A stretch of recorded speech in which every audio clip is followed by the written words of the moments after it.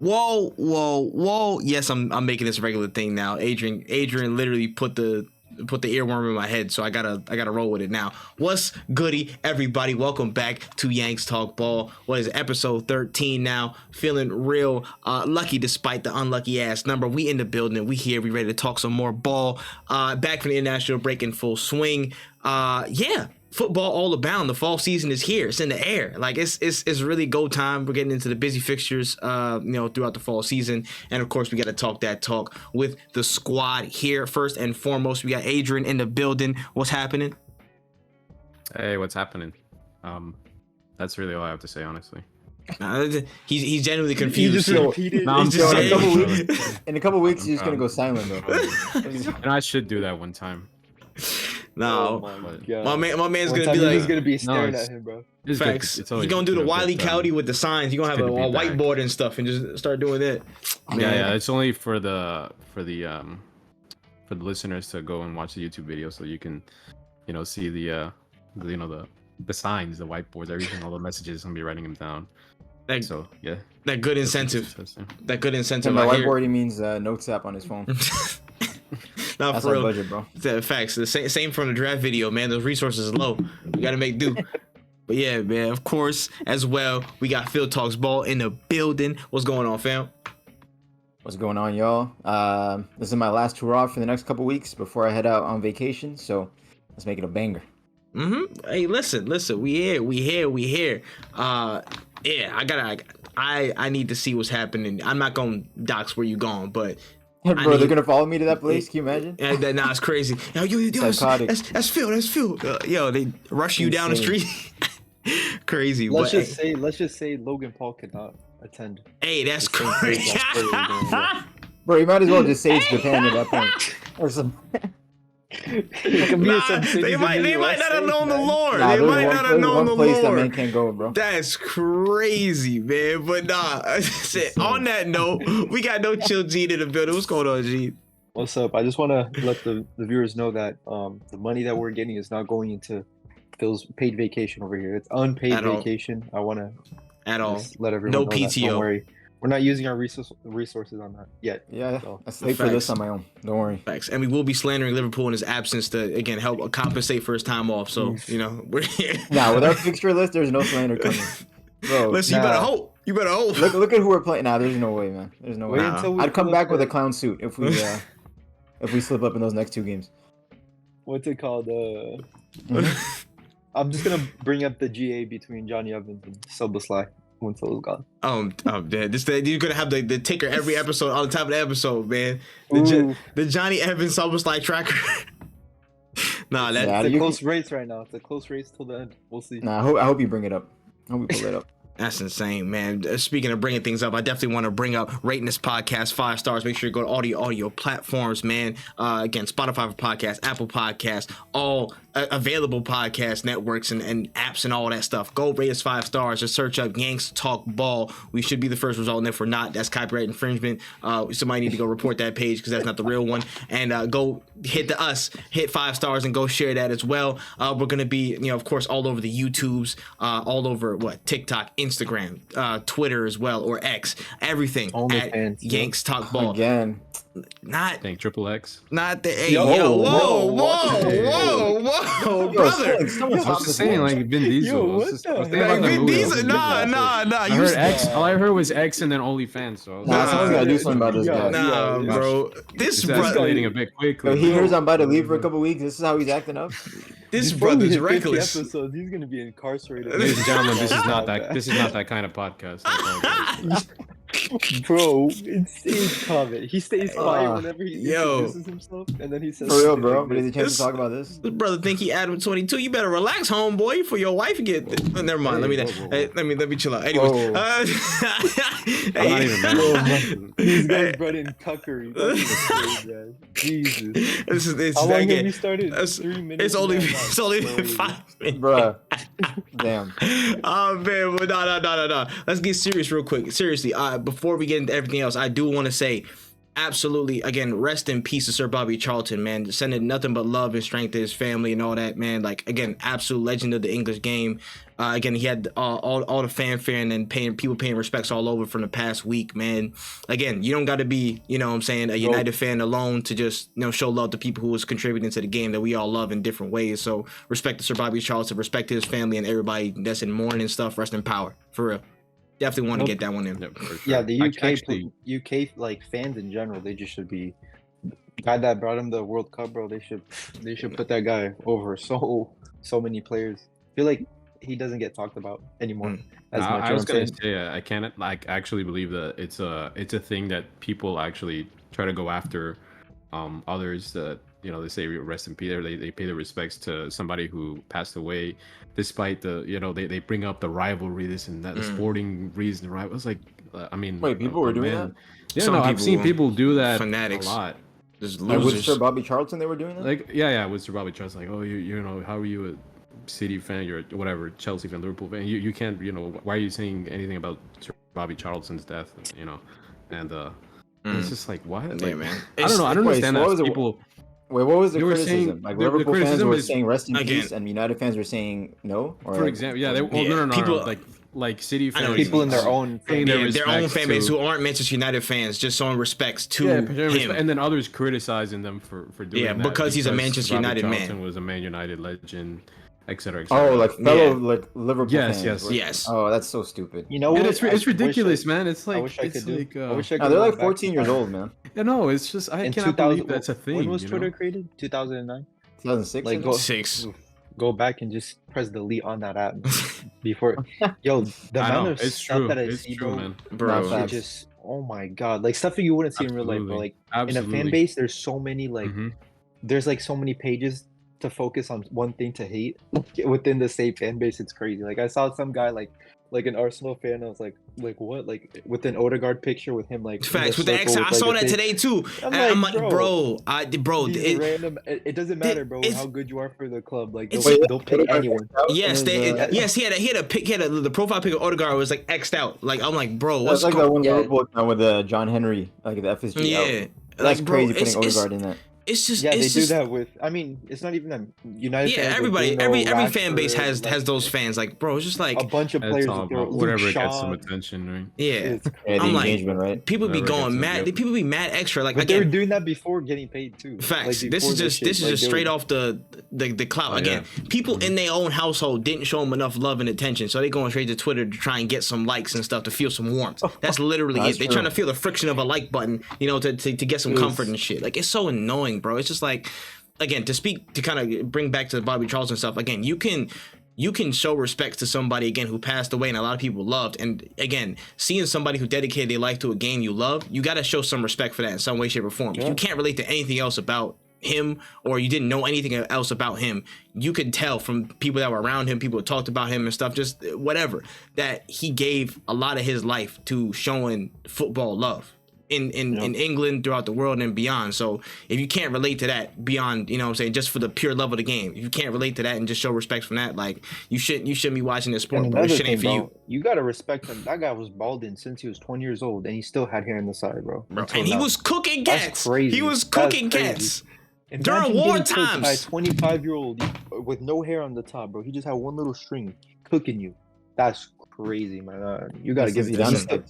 Bro, he still had hair in the back until now, bro. Again, I you respect got that. you got to show respect to 60 them. years, Yeah. 60 years, he was already bald, and he That's kept those how hair you on know the he was side, about ball, nothing else, bro. He It's was like about the KD. game. For real, KD, son. man. For real, Oh but my- nah, that's how nah. you know KD just balls, man. He don't give a fuck about nothing else. No brush, Yeah, just zoom vibes, man. But nah, but for real though. Again, much love to Sir Bobby Charlton, man. Rest in power. May his legacy live on. Shout outs to him. But definitely wanted Let me to add one switch. thing. Oh, go ahead, please, Sorry. please. One thing. Your thing. And before we could appreciate rival like players now. Like you don't have to wait until they die to like say something. You know what I'm saying? 100. Like people 100. at the end of the day, bro, it's football. You could hate the player or whatever, but like Phil, like 2 weeks ago when Scott McTominay scored those 2 goals, like you could just, you know, he's a Liverpool fan. What is he gonna care? But at the end of the day, when you see stuff happen in football, you could also appreciate it. Don't just have like hatred in your heart, or you're not gonna enjoy the Facts. full effect of football. Facts. It's like people. I get there's rivalry, and there's like, of course, there's all that stuff. Like again, you don't have to like certain other clubs or whatever, but if you're watching this game, at a certain point, you gotta love the game in general. Like if you see some dope shit and it's not your team, you should be able to enjoy that shit still. You know what I mean? Like again, like we all like players who don't play for our club. Again, a lot of players that I like don't come from Arsenal specifically. You know what I mean? Like again, Mbappe, Ronaldo, the list go. That's an easy thing to do. You know what I'm saying? Like you can just enjoy. I was about to say, hey, Harry Kane's. I can say now he's in Bayern. That's a great striker, man. Great striker, Bayern legend. You know what I'm saying? Just completely, just beautiful man for the Bundesliga. Just wonderful guy, man. Wonderful guy. But not like seriously though. Like if it's not. If you don't have that basic enjoyment of just showing love for football and its beauty in all forms, even if it's beyond your club, I don't know, man. Something off with you. That's just my personal opinion. And even if you have agendas, bro, I got agendas with a lot of players. But whenever they come out and perform, I just gotta sit back. Gotta tip your hat, and man. it, you know what I'm saying? Show respect, for real, like man. Mbappe in the World Cup final, man. I sat down and was clapping my hands. Like that's real. Something else too. This guy. We can move on. Oh man, speaking of clapping, some people that deserve no applause are some of the culprits of this heinous, absolutely detestable, crazy scandal going on around Italian football players and the just a betting fiasco that's been going on. Again, I don't know if people have been getting, I'm pretty sure everybody's been getting eyes on it, but there's been a whole investigation from the Italian FA. They've been looking into, again, footballers just kind of getting involved with all the betting apps, and there's been, investigations, allegations. A player's already been banned. Fagioli from Juventus. He's already banned for 7 months. No more football for 7 months. He's already out of there. They've been investigating Zaniolo. They've been investigating Tonali, which was also big news for, again, the Premier League and stuff that's already been broken. I just wanted to get y'all thoughts on it, man. How do y'all feel about just this betting stuff getting out of hand? Bro, I swear there's a new Italian corruption allegation scandal going on every 3 years? There's a new thing every time. And why is Juventus always involved? Bro, at the core, bro. It's just crazy. There's always something involved with that club. And have you seen the stories about that guy of like how like every game he goes like if he makes a mistake that he betted like against, like he goes like he gets subbed Tonali like, or Fagioli? No. Oh, okay, dang. Yeah, like there was a story that he said that he like made a mistake that cost his bet, and like he was shaking because he couldn't pay the debt, like while he was like, because they're saying that they were gonna break his legs and shit like that. Like so every money he was getting, he was like, damn, he was like dealing with the mafia. Yes. That brother and that's was. What I'm saying. Is, that like, brother was in too deep. You talk about the Italy thing, bro. Is there anything more Italian than this, bro? I mean, from what we've seen throughout the years, the mafia in Chicago, New York, all that shit, like these guys love that, bro. This is what they're made for. You know what I'm saying? They're not, they could win the World Cup every now and then, but this is what's in their heart. You know what I'm saying? Like, organized crime. Luton Town, scoot over. We got some new enemies to get into the podcast, man. No enemies. Yeah, I'm not trying to piss off no Italians. I'm not. No. Listen, at the end of the day, I'm 50% Italian. I'm making that. There's a reason I don't want to start betting. I don't want to start betting. I don't want to start like drinking, like because I know if I do, I can't stop like these guys, man. Me and Tonali would be with the tifo on Newcastle or something. Nah, listen, I ain't gonna lie, bro, but like I don't know if y'all seen it, but like I think it was either Fagioli or another player. They were like, hey, I'm gonna be honest, I got the betting app from Sandro Tonali. Like the snitching games that was going on too, they was ready to get up out of there. It was like, listen, everything that I did is because of him. He did it. I think it was Fagioli who did that. Yo, brother was shameless, bro. They gave him the whole McDonald's meal in front of his table. He gave up. He was testifying. You're going down, you're coming down with me. He was testifying, bro. No Devon Dudley. He was doing the whole thing, bro. That guy was singing. What's crazy is like these like people, like I understand supporting the players and stuff like that, but I guess like it's an addiction. That's why you don't do it. That's like if you're watching this, don't start betting. Yeah, your friends think it's cool and stuff. They send you whatever they win. Don't start betting, bro. There's a reason that show's banned. It's like a cycle that they ban it for a while, then they unban it, and then in 10 years, guess what? In the United States, Florida, whatever, they're gonna unban it again because people lose everything because of that shit. Like don't start. Yeah, it's $10 now, but soon you start betting 1,000, 2,000, and then you lose your house or in the streets. Like it happens. I'm so curious how professional players even end up developing that addiction. Like when did they start betting? Was it like when they were in the something similar? It starts from They like don't get paid. It's from young. more I mean, enough again, to a live lot of these good folks is lives, young, you and know? they getting crazy money. So it's like either somebody else in their group, or you know what I'm saying, they just stumble upon it. Someone in that And, entourage. and again, it's yeah, like or it's someone's Might be like, a yo, you pride want to thing, make man. extra Yeah. money? Because these guys in Italy, they're not like in England, bro. yeah, Like it's England it's is a not crazy. different type of pay. Yeah, You know what I'm saying? Like True. Italy, they start off way lower.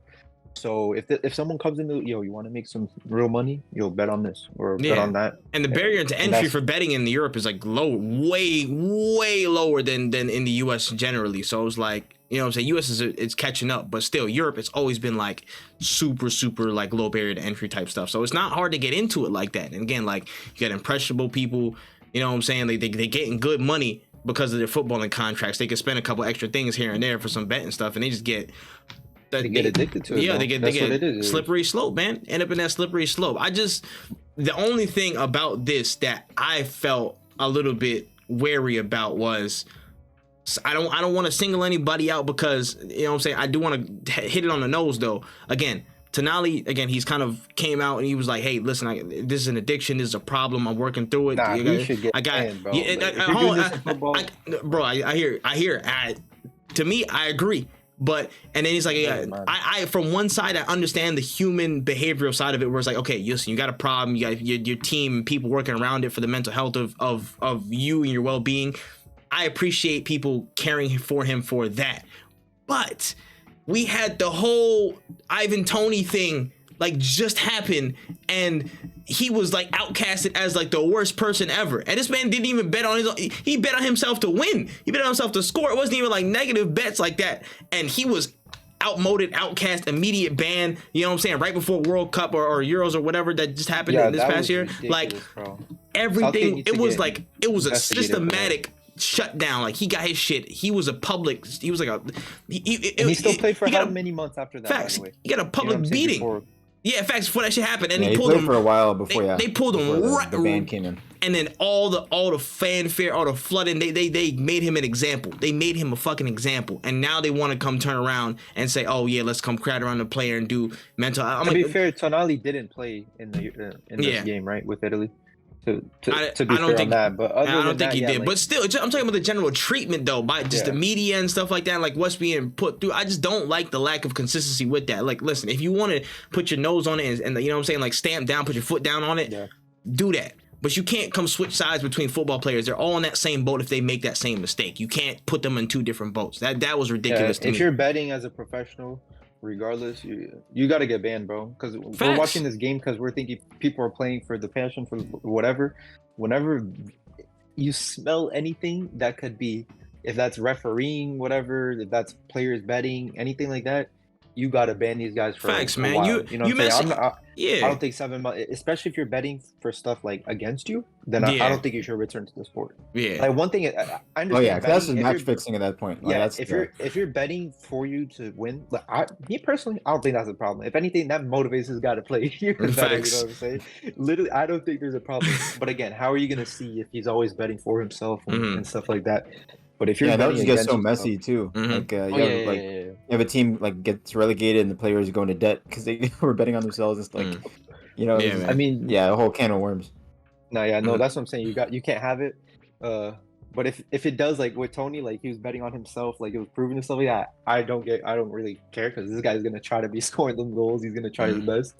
But we'll see. I don't know if Tonali was betting against himself, but that other guy, the guy that scored the own goal for Juve, Oh bro, yeah. and he was caught in that shit Oh, too. yeah. Remember that ridiculous goal? that Wait, he was a saw part of that? Yes. It was he's a like part of four, it. it's like I there was thought like it 40 was- footballs It was 3 investigated. players, right? It was Nah, No, Tonali. there's That was 50, Gutsy, there's- wasn't it? There's 3 50. players that were like caught and like tried and all stuff like that. The authorities actually got There's 50 got a names that hand they're on them. looking right But there's now. been 50 That names was they've been Gutsy who scored that own investigating. goal, wasn't it? Yeah, Yeah. They've been investigating They're like looking at- 50, 40, 50 people. yeah, and he's one of those names that got thrown into there, and he scored Mhm. that own goal. Like shit look So, real like, sus, it- That's man. my bad. Very Sus. Like, Us. if you score that own goal and you were, oof, I'm just saying, I Yeah. don't think you should play again. Again, If you do, you should freaking wait a long time, not like a couple months, bro. yeah. At least like a year or two. Yeah, Shit. and like Trey, in defense of like the media, Mm. I'm like when the Ivan Toney stuff was coming out, like they weren't really like condemning him Mm. until the ban was put in place. Yeah. So I feel like Tonali might be in a similar situation. That like Possibly. once Like yeah. if and when it's That's like true. confirmed that he's banned for 7-8 months, and people But are I gonna think come with, saying like, "Oh, what an idiot!" Like whatever. like Tony whatever. was quiet about it. Like Yeah. Tonali just came out. Like I feel like there's different. Like it also depends. That's true. how There's you different react optics. to it. There's different optics on You know it. what I'm That's saying? true.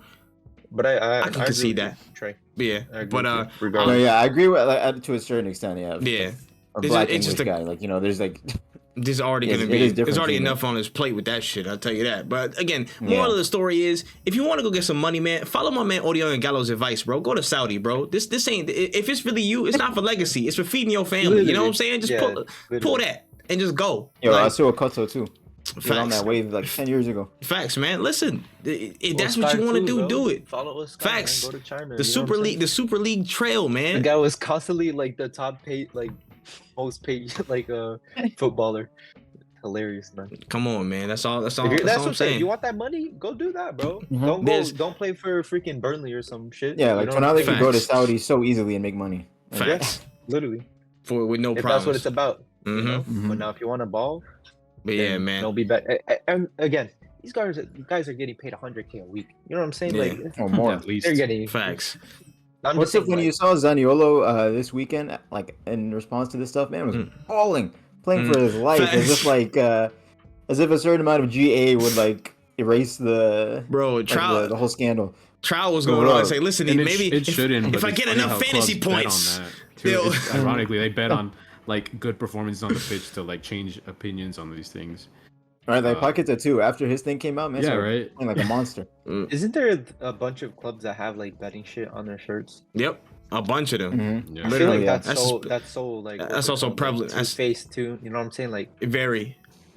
I mean, you know what I'm I've saying? Like how seen, you like, advertising betting? But that's been an age old debate of like, yo, why do you have so that's many why like sponsors on their YouTubers shit? and kicks, all those YouTuber and kick guys, they're getting everyone was going on them when Yep. they were like On the showing those betting sites and all Yeah. that shit. People were And coming the out, roulette Mhm. sites and all that. especially because of the audience that they're showing Yeah. it to. Yeah. hmm I was But gonna that's say what I'm saying. I've seen like that. Well, a little bit apart from this betting scandal, I've seen people come out and I guess accuse, like how Mason Greenwood is still employed by Man United, and they're basically accused Man United of putting out that statement where apparently they were cutting ties with him, but I guess they worded it in a specific way that I don't know exactly whatever it was.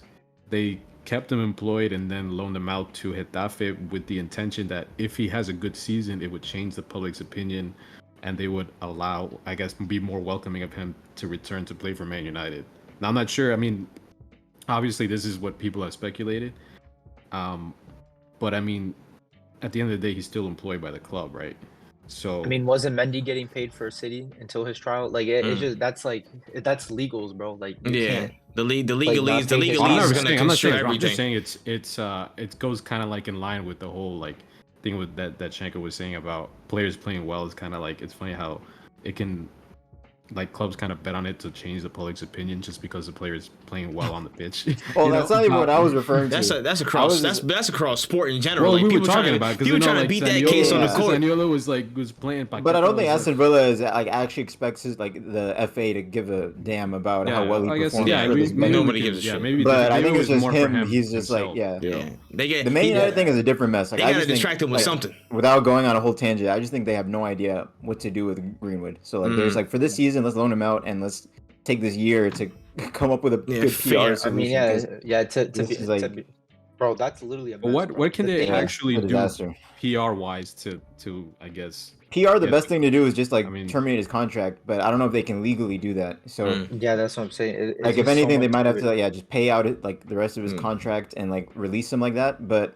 like And how their long has he business been at the with end of the them? day, right? So they don't want to just lose all that money facts on that, that money asset. on the buyout. And Mhm. yeah, How Was like it how he- much? Like, how long has he been with United? You know what I'm saying? That there's also that like Hmm. these since he was a players little have been- kid, right?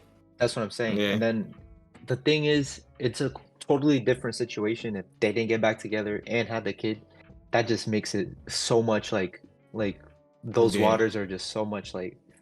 It's You a, know, it's, a, it's it's a just lot tough, of gray you know what I'm area. saying? It's a Like, lot of Even gray if that area. It's didn't not, happen, a though, black like and white even if they were situation. estranged and everything, I still feel Nah, like nah, Man United nah. would be struggling. No, Like they just, because, like no, because then there's no excuse. You know what I'm saying? Like then there's no ifs, whats, or buts. I feel like This, that's not it's even the reason why they wouldn't do it now. Like basically all public opinion except for like certain weirdos on Twitter are like unequivocally like get rid of Which this one? guy. So I don't think that's the reason why they haven't made a decision. I think it has to do with like the legality and like dealing with the but there's contract a lot of and the people fact that in the he's like club. a valuable asset, and they There's just a lot like of are a people bit in the club cowardly and they like don't I want to said, just they've get out of his known him contract. they've Yeah. known him, and like that's why it Yeah. turns great. If it was just that and it was done, I Yeah. don't think all these people Also- within the club would back him. Also, it's the ownership change now too with the Ratcliffe folks coming in too. They might as well Yeah, just like there's they were nothing like, that's you know gonna what, happen you know what I'm saying? They just threw it off everything, until they yeah. came through. You know what I'm saying? Yeah. Because Yeah, maybe, yeah. businesses and Nothing's companies gonna aren't get gonna done. make big only time decisions is when gonna leaders tell, man, change. what they were actually thinking with this loan move. Then Facts. That all happens in Yeah, Oh, time. just no, have to no. wait to see what I they do with him think when they that come back. they loaned him out with intent. If for like you said, the year, if he's balling, they're gonna get him back, just like any other team would. Dang, I don't think At the so. end of the day, listen, what different is If it at the- anything, they might be hoping he balls out and they can sell him for money. But like, just the storm that happened online with Yeah, them with like, the- releasing the statement With that they the were young, considering yeah, options. with the young like, English they player know they too, I can't- feel like they they can't can't bring him back out. back. They can't. I feel like they can't Yeah, they can't renege. bring him They back. can't renege on that. With like that's a very like. I feel like as soon as he comes back to Manchester United or the loan recall is whatever, the spell's finished or whatever, everything is going to get brought back to the surface. And like, I feel like there won't be any easy path to reintegrate him. I feel like there won't be any. But, No, they can't. Yeah, at this point, I don't think. but they- if like let's say Arsenal employs Partey. Okay, Yeah. Can we be serious? Like if Yeah, we're gonna no, do all yeah. that, there's And then so many stuff. You know, what I'm saying? It's and just how it I is. agree. Me personally, I don't want him here based off of those things. But again, like it's like the legality of what people have That's to what deal I'm with. saying. There's It's the also gray, a difference it's the gray in the area, way, and the in context way was the different in two both situations situations. happened. Yeah, I agree. Yeah, the fact that Greenwood is just like was gone out of the public eye for Yeah. so long, like it's different. was- like now everyone is like Yeah. anticipating this return, so it's like It was the yeah, the intensity of storm would public just be, opinion the as storm well. would be too much. Like I there's no way United Yeah. could like will do it. I Yeah. just can't see them. I Doing don't it. think It's people too- care. Like I think I. Bro, do you seriously remember don't the think- storm that happened online? Yeah, when I they- feel like when it they was just the released that level statement saying they were just of considering options? exposure. You know what I mean? The level Like of all those exposure United to fans it. saying like they're gonna boycott, they're never going back. Like all the like so many women were Yeah, saying bro. like, And people again, and that was just like and it's- that was just from a statement. Like it was just saying they exposure. might. Yeah, so I don't know. It was I just would a be hellstorm. stunned. I would be stunned if he ever plays for Man United again. Even if I it's would be like too, 25 yeah. goals for Getafe in the league this season. Nah, he has to score like 15. If he scores 10, 15 goals, That, it could, You know what I'm saying? who knows? I'll be Honestly, flabbergasted. I'll be stunned. That's Who's gonna that's buy what him? I'm saying. who's I'll be gonna buy stunned. him? Getafe is gonna. Like, that guy thinks is their idol, bro. Sold the most shirts in like a week or something. Mm. Like most shirts all time for this guy, bro. It's not even like like one of the most excited prospects or something like that. I don't know. yeah, Where's he gonna go to? He's not going to Saudi. He doesn't want to. I doubt it. He could have probably. Well, he's not. He doesn't have a lot of options. It's gonna be like. I Some, mean, I don't know. A lot of like clubs are gonna Getafe risk or- their reputation to Mhm. sign him. But But that's what I'm saying. I feel like clubs every day risk their reputation with like so many other players that this. I don't know. I don't want. He's just a negative PR storm right now. Just the way everything happened, Mm. like it's just too much attention. Like, yeah, I don't know. We'll see. yeah. That's a different. Bring- That's a different story. Bring. I was about to say, it's Like just- I said, I don't want to go on a tangent. Yeah, with yeah, this, this but could be it's a wild ride, but yeah, it's a gray area. All I'm saying is, yeah, pay us some money to talk about positive things, football people. That's all. That's the moral of the story. Pay us money to talk about positive shit, because we gonna be here doing it. You know what I mean? Like send us a check. That's all I'm saying. You know what I'm saying? BN Sports, Sky Sports. Send us a check. We're ready to talk about whatever. So it is what it is. But we can move into the game week and stuff. Let's get to the predictions first and foremost. Gene, there was a few predictions that we had out there. a few, all of them. All yeah. of them are stinker after stinker Yeah, after man. stinker. What did we have? We What can did we start off have? with someone scoring a screamer in a derby this weekend. our Instagram This- fans were feasting with our failed predictions. Yeah, thankfully Really? they were. Shout Wait, out they to won? IG. Nah, they went like the UCL No, one. That one. They should be feasting with our failed predictions. Yeah, they're someone, preying on our said- downfall with these predictions. So. Someone predicted Sobo SpongeBob to score a screamer, man. Mm. Didn't happen. Was there a shot that got near at least, Phil? I'm trying to remember, bro. Like that game was so dead.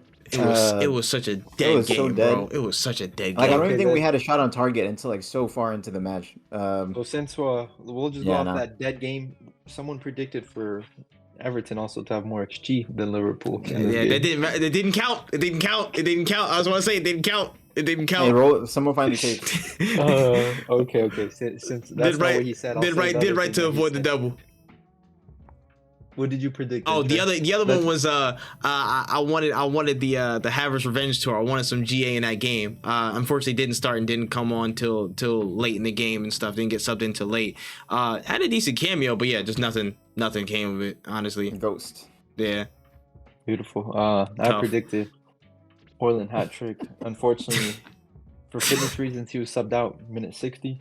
Didn't With, happen. There's a lot of close 0 chances. GA. 0 GA, yes. Yeah. He had one rash, like by this much, but okay, we'll take it. I'll take the L. Another absolute stinker, man. Someone's predicted here that Chelsea was going to lose by 3 or more goals to Arsenal. The person Yeah, I wanna lift forgot their about hand that up, one. I'm not gonna wants lie. to lift their hand. Speaking up. of that, now I'm happy. he that definitely my jinxed kid- that. Like Sick yeah, I wanted to bastard. jinx- I Sick wanted to jinx. bastard. But Sick man. I'm happy that both teams dropped points. I mean, obviously, I think I would have. Why are you preferred happy that Arsenal. Chelsea dropped points? Like, what difference does that Yeah. make for you? Well, okay, I wouldn't say. I'm gonna. Repeat He's what I said. 70 Well, I'm gonna 30. reword what I say. I'm happy Arsenal dropped points. Yeah. Say that. I don't really care about whether Chelsea dropped points or not, but I'm happy Arsenal dropped points. Bro's not worried, man. Oof. He's just happy Chelsea still look bad. Yeah, No, I there's mean they someone else- provided some good entertainment with that. You know, Mm. that, Listen, there's someone else that's not Mhm. here. The other person on this podcast predicted for City to continue their cold streak and Mm. lose their game to Brighton. You know. Yeah. Well, to be I fair, I feel think like- he predicted. Yeah, he just dropped points. just to Yeah, not drop win. points. Yeah. Oh, John. Yeah, either Okay. way. to not win. Either way, that's They, still they almost drew. It was Yeah. probably the best prediction. Out of it's all. probably the the closest. least No, bad. It was the it was. least bad. But no, it wasn't a Yeah. bad prediction. If you look at that game, come Yeah. on, I think so. Very close You're- XG. First half Yeah. was dead Yeah. food. Second half, I You're ain't gonna lie, lucky it a could lot have of been. balls didn't go in for Brighton, and Yeah. same way around. You know what I'm saying? I feel like they created just as much as City in that game. It could have gone either way, man. Mitoma was cooking some certain City defenders. We'll leave it Mm. at that. Yeah. No, fair is fair. And with that, we can just get right into the recap from the past week, man. A lot of fixtures to talk about and break down. I don't know where y'all want to start. Y'all want to Yeah. start in You wanna the start Start with at the Stamford dead? Bridge. Start at Stamford Bridge. yeah, we can start Main there, event. bro. That's gonna be the most. Yeah. Yeah, that's gonna be the event. most. Chase luckily isn't here I today. wish he was here. Wait, luckily, Cuz you should be crying right now, Trey, that you dropped points against this team, bro. listen. A guy oh my, yo, you should be crying that you dropped points against this team, bro. This is a mid-table team that you drop points where you should be dicking Nah, these guys around. Nah, Chelsea Come played on. so well. Like it Yes, reminded me of how they played but against not us in the because opening game of the season. Like Mm. like they're Oh, able to bro. turn. They are able to turn it on. Like they're lucky like, that I think Arsenal most played like shit, bro. most If of the Arsenal season came Chelsea has been 50 playing good football. They have been just playing can't good score football goals. most of the They just season. Yeah, can't they've score been having goals. Miss Jackson up top. Yeah, they just they've can't been score for listen, shit, You wanna, but you wanna know they're who still they've been leaks. playing But the same? Like I think them and Wolves have been playing similar. Like good. Like they're a good. Like they're Well, on the Wolves, same level. Wolves have actually found Wolves are good. Their goal scoring. That's what I'm yeah, saying. They Yeah, found Wolves are a their good team. goal They're scoring still not touch. to compete in Europe to get into any European. No, no, but I spots, you mean, know what I'm saying? compared to like how Wolves were at the beginning. That's of what I'm the season, saying. they We were can't playing compare good- They were playing Chelsea to okay, Arsenal, but they couldn't is what I'm trying score. to say. Now Wolves are scoring goals now. I mean, I'd That's say what- Chelsea and Wolves are similar, like similar themes, but Chelsea's a better team. One cost Yeah. 50 mil, the other cost 1 billion. You know what I'm saying? Yeah. And they're still Yeah, just as they're like on the same like. Mm. To me, it's playing them and playing Chelsea. That's where I see them, bro. yeah. Chelsea are not a scary team, especially the way that they completely bottled that 2-0, man. bro. Jesus They- Christ, you're at home Mhm. and you're up Again, 2-0 only to a one team that's win. playing like crap. Only one win in their last 12 at home, which is hilarious. Honestly, that's funny as fuck to me. You know what I'm But- saying? That's Yeah, it is, yeah. bro. Imagine any other Big Six doing that, except for Mm. Spurs, because those Yeah, guys have who been gives a fuck? joke bro. Imagine if Liverpool were like that right now, Phil. That, that- you like Doing what? At Anfield, that's impossible. But Anfield. again, one One win in win. 12 and, Oh, dropping dropping dropping points like that. not dropping 1 in 12 games, bro. That's Oh, that One run, win, yeah, yeah. of course, yeah. bro. Yeah, on United, results and stuff, United- yeah, Chelsea have been a United joke. Lost But 2 games at home, or tied 1 and lost, and Ten Hag out. Imagine if that. yeah, I mean, we all you know what I'm saying? Chelsea's had a terrible 2023, like a disgusting calendar year. But they have been Mm. playing pretty good football for the most part this season. Mm. Like you can see what Pochettino is Yeah. building there. Like even right before the Arsenal game, they picked up some good form since they beat Brighton in the League Cup.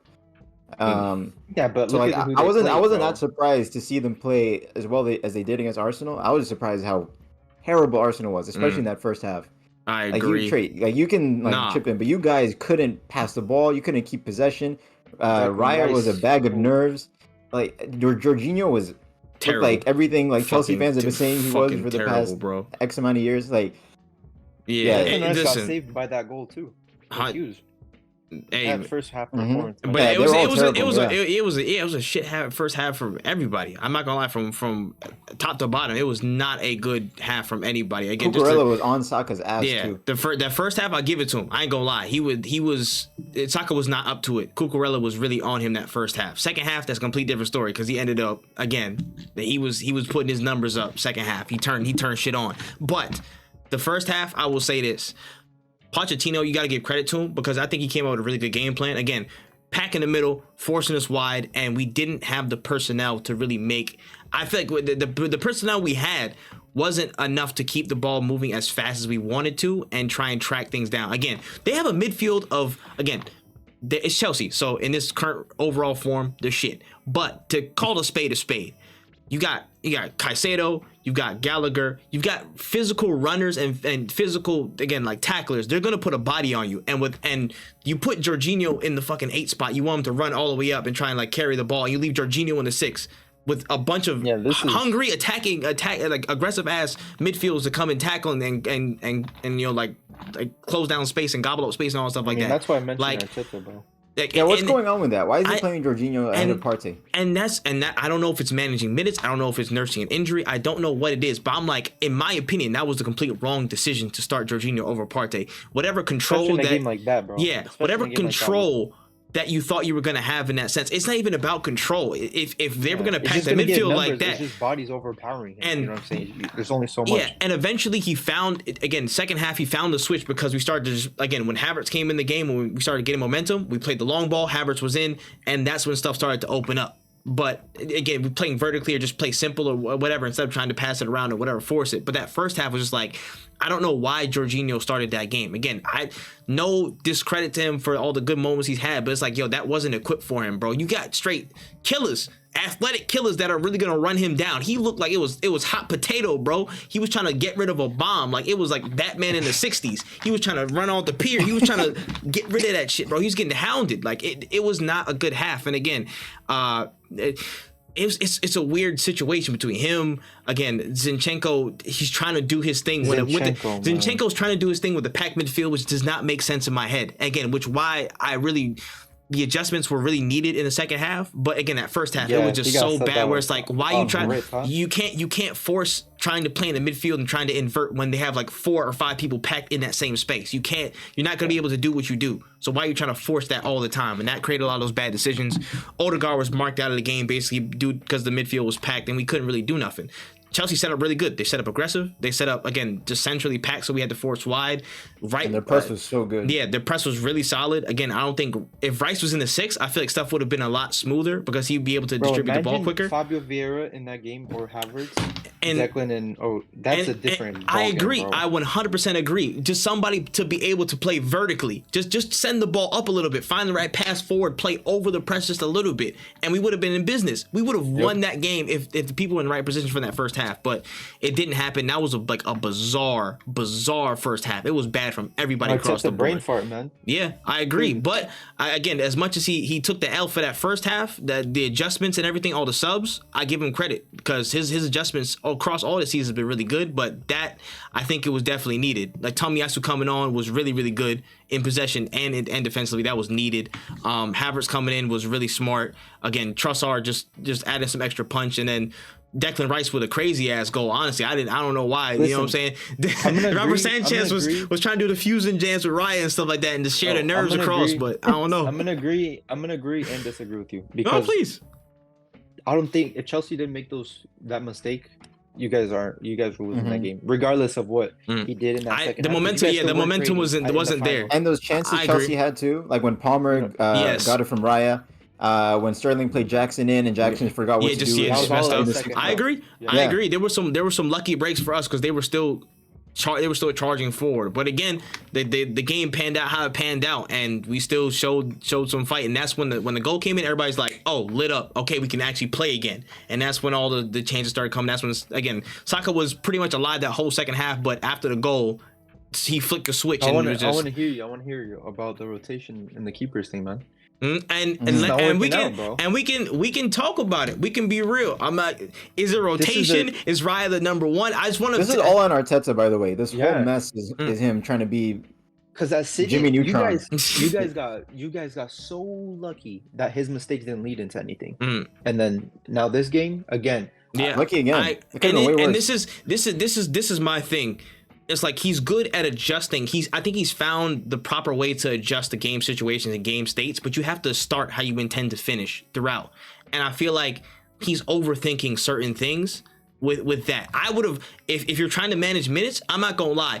If in that type of game, start Partey and give him like 60 minutes or 55 minutes, sub him off, and then when the game's a little bit stretched or it's at least a little bit calmer, and then maybe we have a lead or something like that. Then bring in Jorginho for probably a little bit more control. He might have a little bit more control of time on the ball with dead legs in the midfield. Like, in my opinion, there were simpler fixes, but there's a lot of things. And again, he tends to do brain farts and tends to like overthink in galaxy brain. He got the pet gene was transmitted. It's hereditary or something. Like I don't know. With the whole goalkeeper situation, that as well. Like, if you're going to be as ruthless as he was in replacing. Upgrading Ramsdale, who was one of our better players last season, right? That's what most people would have said. If you're going to be as ruthless as you are, because I mean, if you're asking me personally, I don't think Ramsdale is an elite goalkeeper. I don't think he will be an elite goalkeeper. So, like, I'm like, okay, you can upgrade him. But if you're going to do it as ruthlessly as that, your upgrade cannot be David Raya. You got to clean it upgrade. It could be, like, Ter Stegen, maybe even, like, Maignan. He could have been someone you guys could have theoretically realistically gotten. Like that's what if you're gonna be putting that much pressure, like think of when Allison came in for Karius. There was none of this jittery stuff that he had because he knew he was so clear of the guy he was replacing that he had the confidence. He felt the confidence in the manager, in the from the supporters. Like everyone knew that he was coming in to be an upgrade. But you bring in Raya, who's not an established name. Like Ramsdale was a higher profile goalkeeper than him. So now he's coming in, and everyone's looking, saying, "Wait, why are you here?" Like everyone's questioning his presence on the pitch. So all this unnecessary pressure is put on this brand new goalkeeper who's making such a big step up from Brentford to Arsenal. I agree. And like the spotlight that's on him is insane every match. Like you see how much the cameraman loves zooming in on him. Yeah. They love the close-ups on Raya. Like the fact that we're talking about him now after. Like I feel so bad for him and Ramsdale that they were both put in this situation where. No matter who plays, the pressure on them is through the roof. Yeah, and again, I agree, and I've told y'all this from a few episodes ago as well. I don't think there's that much that separates Ramsdale and David Raya. There is not much. Again, it's just form and confidence in a certain period of time that will differentiate who wants to start or not. And I think in Arteta's head, there is the ability to play a little bit more risky. Again, in games we've seen Raya, I guess he's had the incentive to at least play more forward or again with his passes and kind of push up out of his box to play like an extra center back and again help develop play. He does that slightly more than Ramsdale. That's pretty much it. But outside of that, there isn't much difference. And I've been telling people, I'm like, listen, if we're gonna keep this rotation thing, I personally thought it would have been fine to ease Raya into the system and ease Raya into the situations that he's in now. What rotation thing are you talking about when you say keep the rotation? If people were talking like about with all the cups and shit. Yeah, at the end of the day, when there's like 3 games a week, sometimes it happens Sunday, Wednesday, and then Saturday again. Yeah, you know and again, that's heavy. Yeah, and again, he's trying to be ruthless with that. He's trying to exude that ruthlessness thing, and I'm like, this is my bag. If you're gonna do that, okay, cool, be ruthless, but when Raya hasn't had a clear, out-and-out performance that has been better than what Ramsdale's done in the recent past, you got to give an opportunity back to, but the ball's got to be put back in Ramsdale's court. Give him that. But as soon as it's thrown out, if it's merit, where is it? You're throwing him into the fire now. And that's true. And it's like a catch-22. It's damned if you do, damned if you don't. And the keeper's gonna play shook. It's a weird it's a weird ass situation. How much did you guys spend on Ramsdale? Like, not on Ramsdale. 40 mil on Raya, right? No, $3 million loan, and it'll be 27 if he makes a certain number of appearances. I mean, and you also did Ryan no favors by affording him no preseason. Yeah, like and just brought him right in. Yeah, just hopped in so last minute. Has to wait. How many games in the season? 2 games in the season is when he made his first appearance. Yeah, everything about it is just not ideal for success. It's rushed for anyone in that situation. Yeah, and I feel like this is like the learning curve of Arteta. Sometimes he is very, very fucking stubborn, and he's going to, of course, he's gonna stand on his business. And part of me respects that, but when it's not working, you have to kind of take that step back and reassess it, bro. And I feel like it's gonna hit us one way or another. Either he realizes it ahead of time, or we get smacked because of it, and he has to react to it. You either can be proactive or reactive to these types of things. And luckily, we didn't get smacked in the face by this result entirely. I think on the overall, this is a disgusting result. I feel like we should have cruised overall. We should have had a solid game out. Again, I feel like there was going to be some trouble because Chelsea were on a good path, but this is a game that we should have won. But given the circumstance of us playing so terribly in that first half, I'm not the most distraught in the world that we came out with a point. Again, with like 13 minutes left on board. Are you concerned with the football you've been seeing this season? Because now we're getting into November, and you can maybe like not even count on one hand the amount of top performances from Arsenal this season. We're talking PSV, Champions League. We're talking Goodison Park. Some of City, but what else? Yeah, I think City wasn't a great performance. Let's be honest. I think City. Tottenham wasn't good. Tottenham won as a good performance. Like, United was the same. Nottingham Forest wasn't good. United wasn't good. Crystal Palace, you scraped through that win, and it's just. And this is the thing. I'm struggling to think of this many. This is the thing that's getting me though. I have to concede some of the convincing performance for the fact that we still haven't lost in the league so far. It's already late October. We haven't dropped the ball in terms of taking an L in some situations where we definitely could have.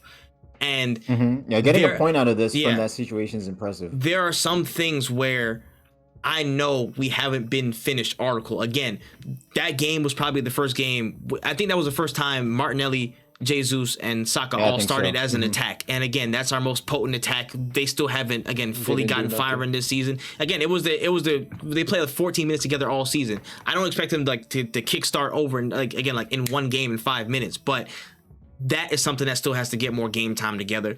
Again, the Partey minutes, there's still a little odds and ends and things that haven't fully meshed. And the fact that it's not the finished article and we still haven't lost, and we're still 2 points off of the top of the league right now, that is encouraging to me. But the performance wise, I feel like there has to be a little bit more just in intent and control. I feel like we're doing. So are you just hoping it will click into gear?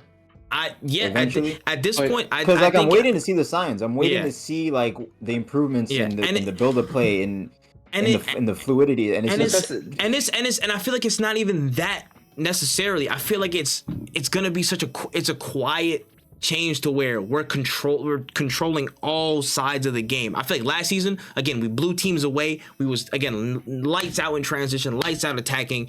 But again, we had those moments of frailty where if we were down, you know what I'm saying, or we got caught, we got sucker punched. There's a lot that we had to adjust to. But this season, I feel like the difference is controlling and developing that, something like that City has done time and time again, where if they're in a moment of strife, they'll see it through or they'll salvage something from a situation that's really unlikely for them to get anything.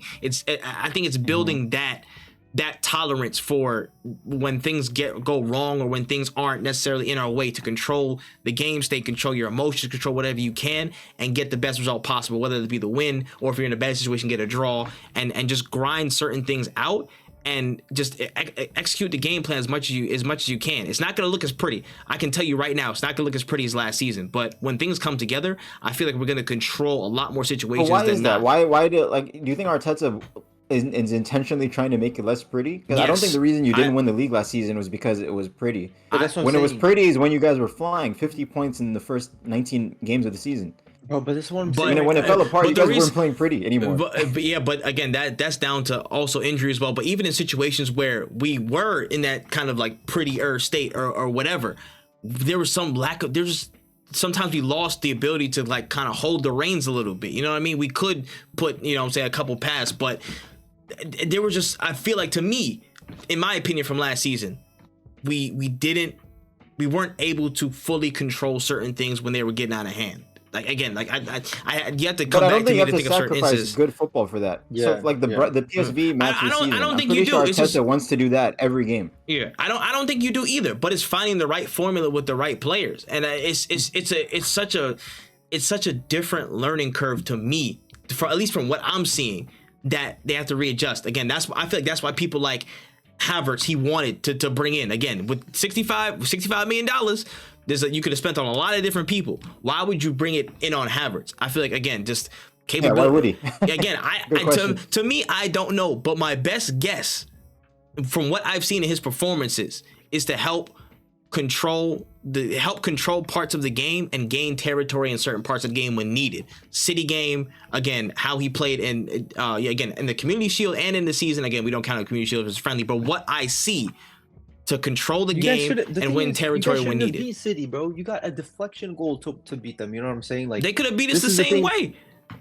I know, but the thing is, last season you guys were undefeated for how long? Many games? You guys won 8 in a row or something like that. And you guys had that head start against City, because we know City, they're not in gear yet. But nobody knew how to play us. Nobody knew how to play us until like midway through the season. Again, it doesn't matter if they know how to play. You guys are still gonna your players are just better than them. Even if they know how to play, you're gonna beat them. Obviously, it's gonna change to a certain extent. Liverpool and all of it. You know what I'm saying? But then look at PSV, they know how you're gonna play. Yeah, but also last season, we came in from the break and then Everton happened. You know what I'm saying? Like their players aren't better than ours, but they had the game plan to get us. And it's. But the Everton match this season though was like the best football you've played. Agreed. And again, that was it wasn't you guys like being conservative or whatever. It was amazing football. You guys just weren't scoring. It was total control on top of that. Everton didn't have a sniff. That was the additional. I think that was the additional step forward. Yeah, I agree with you. Controlling, of course, to win a league, you need to be able to control matches. But the fluidity and the good football, needs to be the first thing that happens, and that's like I've hardly seen that at all this season from Arsenal. Yeah. And if I was an Arsenal fan, I'd be a big concerned about where that's been.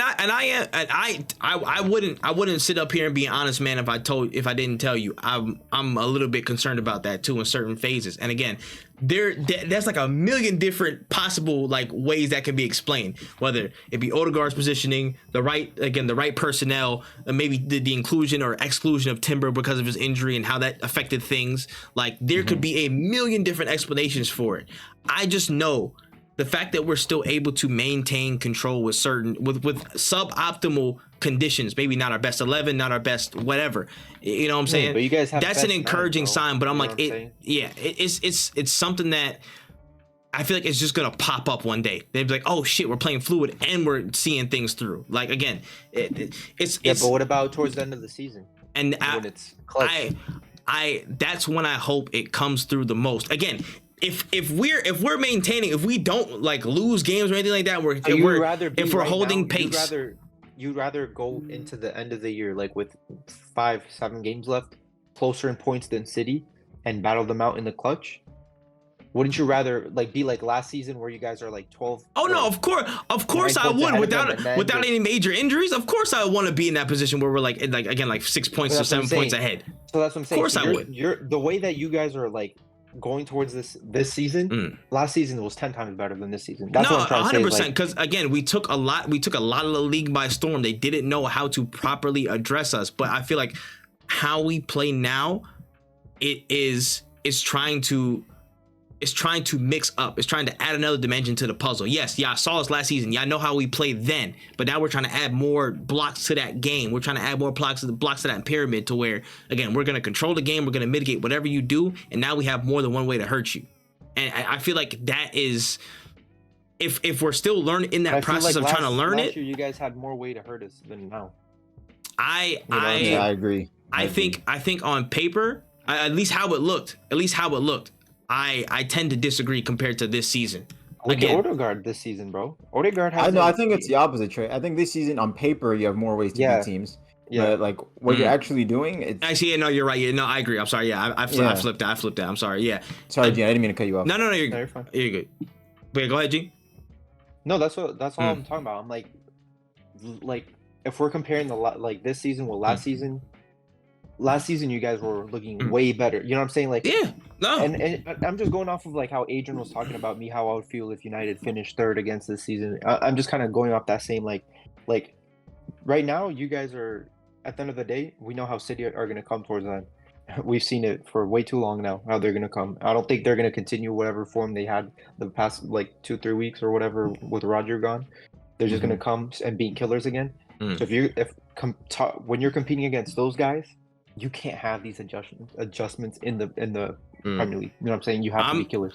You guys should be right now. You should have you should be ahead of them a couple three. You know what I'm saying? And again, given certain I look back I feel like if certain things clicked out, this Chelsea game, I feel like we should have won. You know? Fulham, I feel like that's a game that we really should have won as well. Again, Tottenham, I really wish if we were on the day. Than United. I'm just saying. Yeah, no, I agree with the title. With the title race being again, you have to assume the worst in everything in these situations because you're dealing with City. Again, I wish they would have a human element to where they drop points more often than not. They've shockingly lost the game this season already. Yeah, you know what I'm saying? So I can't necessarily count on it, but there's always that small chance it's there. But I know at this point in the season, knowing there's still things to tinker with, it's not doom and gloom over our position right now. And I have faith that a lot of this stuff is going to click, especially when we get to that latter part of the season when I think Jury and Timber might actually come back at the latter end of the season. They were talking about his recovery path and stuff, and that might add another dimension to things. When you guys play City, towards that end of the season, at the Etihad, that's y'all should do everything to get Rodri on a red. Yeah, no, absolutely. You guys are able to bait that guy into if I was an Arsenal player, I'm doing a magic marker right here that says choke. I'm gonna put the hand signals right there. Like you should start investigating what takes that guy. You know what I'm saying? Like now, I don't know. Hey man, I'm about to say if I was Ben White, I'm a research how to quickly untuck somebody's shirt on the pitch and just you know what I'm saying upset his balance a little bit. You know what I mean? Like we gotta figure something out. It can't be white. It can't be white. Yeah, that's has to be a player of color for him. You know those guys beating those allegations. Probably someone from the bench too, so the red card doesn't matter. And gets he's runs on. Reece Nelson runs on like no, that's crazy, bro. But I will say this and to sum it up, this Chelsea performance was overall shit. It was not good. But do I clarify that you mean the Arsenal performance against Chelsea? Yeah. Yes, that this 77 minutes against Chelsea was so bad. It was not good. It was very uncharacteristic of how I think we were gonna approach the game until the second goal, because then after the second goal, nothing happened. Yeah, but again, that one in Ketia shot right after. Oh, that was so dead. And that was weak foot too. That's a whole nother kettle of fish. That's a whole nother thing right there. But can we talk about Chelsea for 2 seconds though? Yeah, please. No, please move on. Yeah. Yo, you're up 2-0 at home, bro. So and you're gonna that always brings me peace. Yeah, as shit as we were, they still bottled 2 goals at home. They still bottled 2 goals. I don't care. Pochettino. You spent $1 billion freaking thing, bro. I don't care. I really don't care because Ten Hag out literally 2 weeks ago. For doing way better than what this guy is doing, bro. You're 2-0 up at Stamford Bridge, and you bottle it. You completely throw it into the trash, bro. He had to have some type of conversation. The only really thing I'll blame Pochettino for with that is taking off Mudryk, because he was having the game of his life. And then as soon as he came off, it just turned into. It was mush. As soon as he put Jakaka, bro. As soon as he put Jakaka. Yeah, exactly. Yeah. He definitely shot himself in the foot. I almost called him Lakaka. Yeah, Jackson had that chance when Sterling played him in, and then to make it 3-0 right there. And I don't know why any striker gets that and gets a shot off fast, whether it's first time or one quick touch. My man just poke it if you have to, you know. My man, just get it out of there. He had the pro clubs freeze. Raya in slow motion. He's looking like one of. He looks like one of those false strikers. Like he's looking at every week. One of those forwards. Listen, all I'm saying is Pochettino has to thank the clouds above that he has Conor Gallagher for his club, bro. If they sold him, honestly, I ain't gonna lie. I wanted to say taking off Mudryk was the one thing I can really blame him for, but the other stuff is just man, that first the Rice goal. Sanchez, that was Robert Sanchez. Sanchez, Enzo, and Gallagher, all 3 of them. Just staring. Sanchez was first giving that lazy pass. Enzo just totally lets it go, and then Gallagher like I don't know what was going on in his brain in that half second where he could see clearly Enzo had let the ball go. The only person who can get this ball now is you. He was just looking at it. And then he stood still, and then Rice just like stampeded in front of him. Amazing finish, by the way. Lashed it, yeah. Amazing finish. But it's just like stuff like that. It's like, how can you manage that as Pochettino? Like, what's he supposed to do? These players just turn their brains off. Sanchez, bro. If you mistake a pass, you see it go through that first player, and you're not sprinting. Yeah, back to position. This guy's jogging. This guy's taking a jog, bro. I would never let a player like that ever play in the bro. If he was sprinting full speed, I promise you, he probably would have got something to it. Got close. He didn't know Rice had the facilities. Yeah, listen, he wasn't watching them F2 freestylers videos, man. He wasn't watching. And he did this another in another shot where he thought the ball was going out, and it was he just was looking at the ball go out, and it was close, bro. Yeah. And he did it. I don't know if it was before or after that goal, but he did. I'm like, what is this guy thinking, bro? Like, he trusted himself so much. Like, he should have.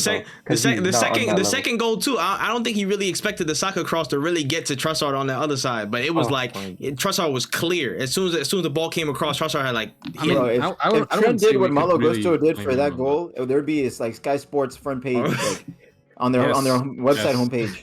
Yes, but I mean, more than all of them. Yeah, that was an amazing finish though from Trossard. Yeah, it was. Trossard is such a good scorer. He's a scorer, bro. Yeah, such a good difference. And it's a super sub because when he starts, he does not play like that. And honestly, it's weird because there'd be some games where again Martinelli will come on and score and come off the bench and be super. The left wing position for us this season has just been so wonky, bro. It's Twilight Zone. Whoever's on the bench gonna come on and do good. Yeah. I was kind of tired leg merchants. Shit is so wild, man. But I'm gonna do something weird. I'm gonna actually give praise to a Chelsea player. And no, it's not much. It's not Mudryk. Cole Palmer. That first half. Cole Palmer. I'm gonna be real. Listen. Yeah, he played well. I'll keep it. I'm not even talking about the penalty. I'm not even talking about the penalty and all that shit. There was stuff in the second half. There was stuff. Yeah, there was definitely stuff he could. Yeah, there was definitely stuff there. But again, there was a lot of skepticism around him going to Chelsea in general. But honestly, from a neutral point of view, he plays I actually like that kid. Every game, bro. He plays 100 minutes every game. He's also do something and taking penalties. He's no better than a player like Garnacho, at all. I don't even want to taking the penalties. Yeah, you know outside of the penalty, he was running the show that first half. I think he was running the show that first half. Outside of the penalty, fuck the penalty. I think we knew that. I mean, was he worth the 45 million? He was definitely overpriced. He was 100% overpriced. I didn't think so. I mean, yeah. But I think also what it is that he kind of offers Chelsea something that they don't have. He's different from all the rest of their attackers. I think he's standing out because of that, because he has he plays off the right a little bit, but he's more of that wide playmaker type of player. He connects a lot of stuff. He even makes it look good centrally. Yeah, exactly. Yeah. You want to know the difference between him and everyone else? He actually has confidence. He played for a bigger team than what Chelsea is right now. So it's like him coming in. It's like Elanga going to Forest, bro. Elanga perform at a different level of because they obviously have a different mentality. These guys. Think about the mentality that Nicholas Jackson has in this team right now. He came from a smaller club into Chelsea. The pressure's on him. Where Palmer, there's obviously no pressure because he's obviously taking even the freaking penalties for these guys. You know what I'm saying? He took it off Sterling. Sterling took it. He took it back. He said, "Give me that shit." He did a lot. He took the penalty the last penalty. Yeah, he did. It was just funny. I wonder what happened that Sterling they made Sterling grab the ball first. Bro, I don't know. Yeah, bro. I don't know. He said Cole Palmer said something in patois to him, and it kind of threw him off. So Sterling had to take it. I don't know. That's what I heard. Raz loves the goal against Arsenal. 21. 21 taking the penalties for this club. That just shows you where Chelsea is right now, man. I mean, they can't let Enzo take him anymore. So Enzo can't let himself take him. That's what I'm saying. He put his head down and said, "No, I can't take." 50 million striker that they bought either. They can't have him take. Jakaka, he wasn't even on the pitch. If he was, even if he was, he wouldn't take it either. Can you imagine that guy your penalty taker? Yeah, his confidence is on the floor. I mean, when Nkunku comes back for Chelsea, that's a different story. Yeah, he'll probably take him all. I mean, Nkunku could be the missing piece. The way that maybe they turn around. Who knows? Change everything, bro. The way that they're playing, I don't think so. With the fault that they played against Arsenal, which is the best they've looked all season, Nkunku could easily slot there. I think it's perfectly suited for Nkunku to join back in. Now that you mention it, the plan all along, because obviously nobody planned for him to get injured. Yeah. Now that you mention it, our shittiest games this season have come against like false 9 fuckers, bro. Again, like Tottenham, Son specifically. Like literally, he's not a false 9. He's like, he's like a 9 now, right? No, I mean now, but I feel like how he played in the North London derby was different. Like full strikers. That means Liverpool should play Cody Gakpo. Chill, probably bro. The most. Even though I don't want to see that happen, bro. I need that Darwizzi special against Arsenal. Nah, y'all playing nasty counter attacking football. So they're serious. Yeah, I'm done with that again. I'm done with them folks. I was gonna spend like an hour on that Chelsea. Well, I wanted to say it was. I mean, both fan bases were unhappy with this result. Then, real quick, just to end off this, it was a bad point for Arsenal, a bad point for Chelsea.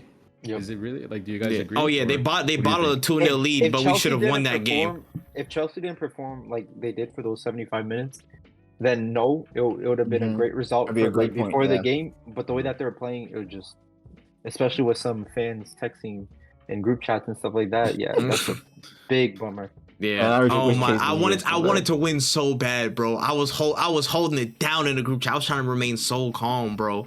Oh my gosh! With the calma, bro. Dog, I was trying to keep the peace so bad. Yeah, bro, I didn't catch a shot when I was ready to rain down thunder on. That was the most. I was ready to disappoint. That has got to be the most disappointing moment. Oh, like for an Arsenal fan, just to see it. Like, in the past count, left foot, you just know there's no chance. The only thing worse was Partey against Southampton, and literally in extra time, my man just fucking skies it to the moon. It's like when I see Kyle Walker. Like getting ready to shoot for City. Like sometimes he gets the ball in the midfield, he just winds up that power shot on FIFA. You remember? And like, you just know he's not gonna score it. Remember a group chat when Partey attempted that shot, bro? Oh my days! And you know what's funny about Kyle Walker? Now that you mention him, like everyone always said, his like going forward, he's a bit dubious. But his one thing, one-on-one defending, he's the greatest the Premier League has ever seen. The way Karu Mitoma was putting that. I've never been on the like Walker unstoppable agenda. Yeah, bro. The way people talk about him, like the great one-on-one defender. I appreciate everything he's done for the club, but I've never once been on this whole Kyle Walker's the greatest Premier League record. Never. Cold, no way. I really think he's no way. Cold, I mean, bro, Mitoma was spinning him, man. Mbappe and Vinicius need to come take a lesson with Mitoma. I'm going City, bro. Mitoma. This was actually like a. They need to write a paper. A game like what do they call these? A legacy games for Mitoma because he actually like did the Walker test, which like you've seen those quotes from like Flying Hazard and all these other players saying about Walker is the toughest I think back Mane to play against too. in the league. And Mane, a lot of top those pace left wingers. No, but still they were very good dribblers too. Hazard wasn't a pace merchant. Yeah, he wasn't. He was quick, but he wasn't rapid. If he was gonna get past Walker, he was not gonna be on pace. I'm talking about pace with dribbling. Those guys are, that's every good winger. Listen, if they're slow and good at dribbling, they're not gonna do nothing. You know what I'm saying? Yeah, no, I've seen Walker get cooked. And good dribblers. I've seen Walker get cooked a good amount of times at City. Like I've never been on that agenda. Like the worst time I've ever seen him get cooked. There's 2 times. It was when Son scored a brace against us in the Champions League. Walker got destroyed by Son. Walker got cooked for those goals? That was Laporte. Laporte and Ederson. The second one. The one where Son, the second one where he did the finesse shot. Wasn't that one assisted by Laporte? Like Laporte, I'm pretty sure. No, Laporte there was one. No, I know the first goal, Laporte. That he gave the ball away. I remember some sauce. I remember one of those. I'll have to look those goals back. And then the other game was last season. I was gonna say the other game was last season against San Maximan. When they tied 3-3. Yo, I remember. Oh yeah, he was feasting. That was Gucci headband. That was a Saudi Arabia legacy game, bro. Facts. That was an addition for the Super League. I've never seen Walker get cooked that much. Like he was getting like physically abused too. Yo, how do you feel about the performance, bro? Bro, I wish Mitoma scored that 1-on-1. Freaking Ortega, bro. I know if that's Ederson as a goal, man. Ortega's nice, man. Yeah, no, he's a good keeper. I think he's a better goalkeeper than Ederson. Like outside of like distribution, straight shot stopping. Ortega's so good. Yeah, it's crazy that they have that guy's backup, bro. Imagine if they had someone like De Gea or something back up. We scooped him. That was a scoop. We scooped Ortega. That was a free transfer too from like I don't even know what German club he played for. It was like Darmstadt. Yo, no joke. Ortega starts for Arsenal like so. That's what I'm saying. His quality. He's nice. Nah, chill. I don't chill on me. I think he should start over. No, it's true. I agree. I agree with that. I stand by that. Yo, he's crazy. No, but Akanji, bro. I want to talk about him. What a disaster class, huh? Ends it off with the red card. Double yellow, gets a red card, and then he assists Brighton. Come on, it was that assist. We still won. She literally assisted Ansu Fati and then gets a red card to finish it off. I think that's that. He said it's my daughter's birthday next weekend. I don't want to be in the. It was a bad performance. It was a bad performance, but like I can excuse like he's got tons of good performances for us, so I can. No, I'm not saying he doesn't. It's just imagine if Harry Maguire did that. Oof. Yeah, because Maguire still has something to prove. And what's annoying about Akanji getting a red card is that's like the one position City has like 2,000 players to come and fill. No, literally. It means nothing. It means nothing when the back is out. Facts. Yeah, that means fuck all, bro. Literally. No, and Akanji was always like in and out of the team anyways. So him and Ake literally just doing patty cake, bro. They just fuck Brighton, man. Against United, this motherfucker scored they got a fucking flick in the goal that shit went in. And against everyone, these guys are cooking everyone, get in front of goal, they freaking sky, they kick this. Pisses me off, bro. Jesus Christ. Yeah. When do they play Arsenal? Yeah, they're not gonna turn up against anybody else but United and Arsenal. Literally, they're not gonna turn up against any other big club. Guys, bro. They're not gonna do it. Want to fucking tweet whatever? Yeah. I would say they had a good game. Yeah, it's not like they turned up against us. Nah, but they're gonna become clinical. But they become clinical. Yes. Oh, they didn't. Yeah, they didn't finish. Yeah. They had 3 shots all winning, bro. Like. They gonna put on the OG shooting boost for us from the FIFA days. The plus 15. The Pascal fucking plus 15, bro. Fuck those guys, man. I'm not saying they play bad. I'm not saying they play bad again. I'm just saying if it was against us, those shots would all have gone in. Bro, I need to hear De Zerbi's thought process on why he thought it was a good idea to start James Milner. Bro, against Manchester City. Why would you do that against Jeremy Doku? Why would you? Yo, that was the most maybe he thought Grealish was gonna start. Like, he should know more than likely he's gonna be Doku. No, and even if it was Grealish, like. He's still gonna get cooked. You gotta try for Lamptey at least.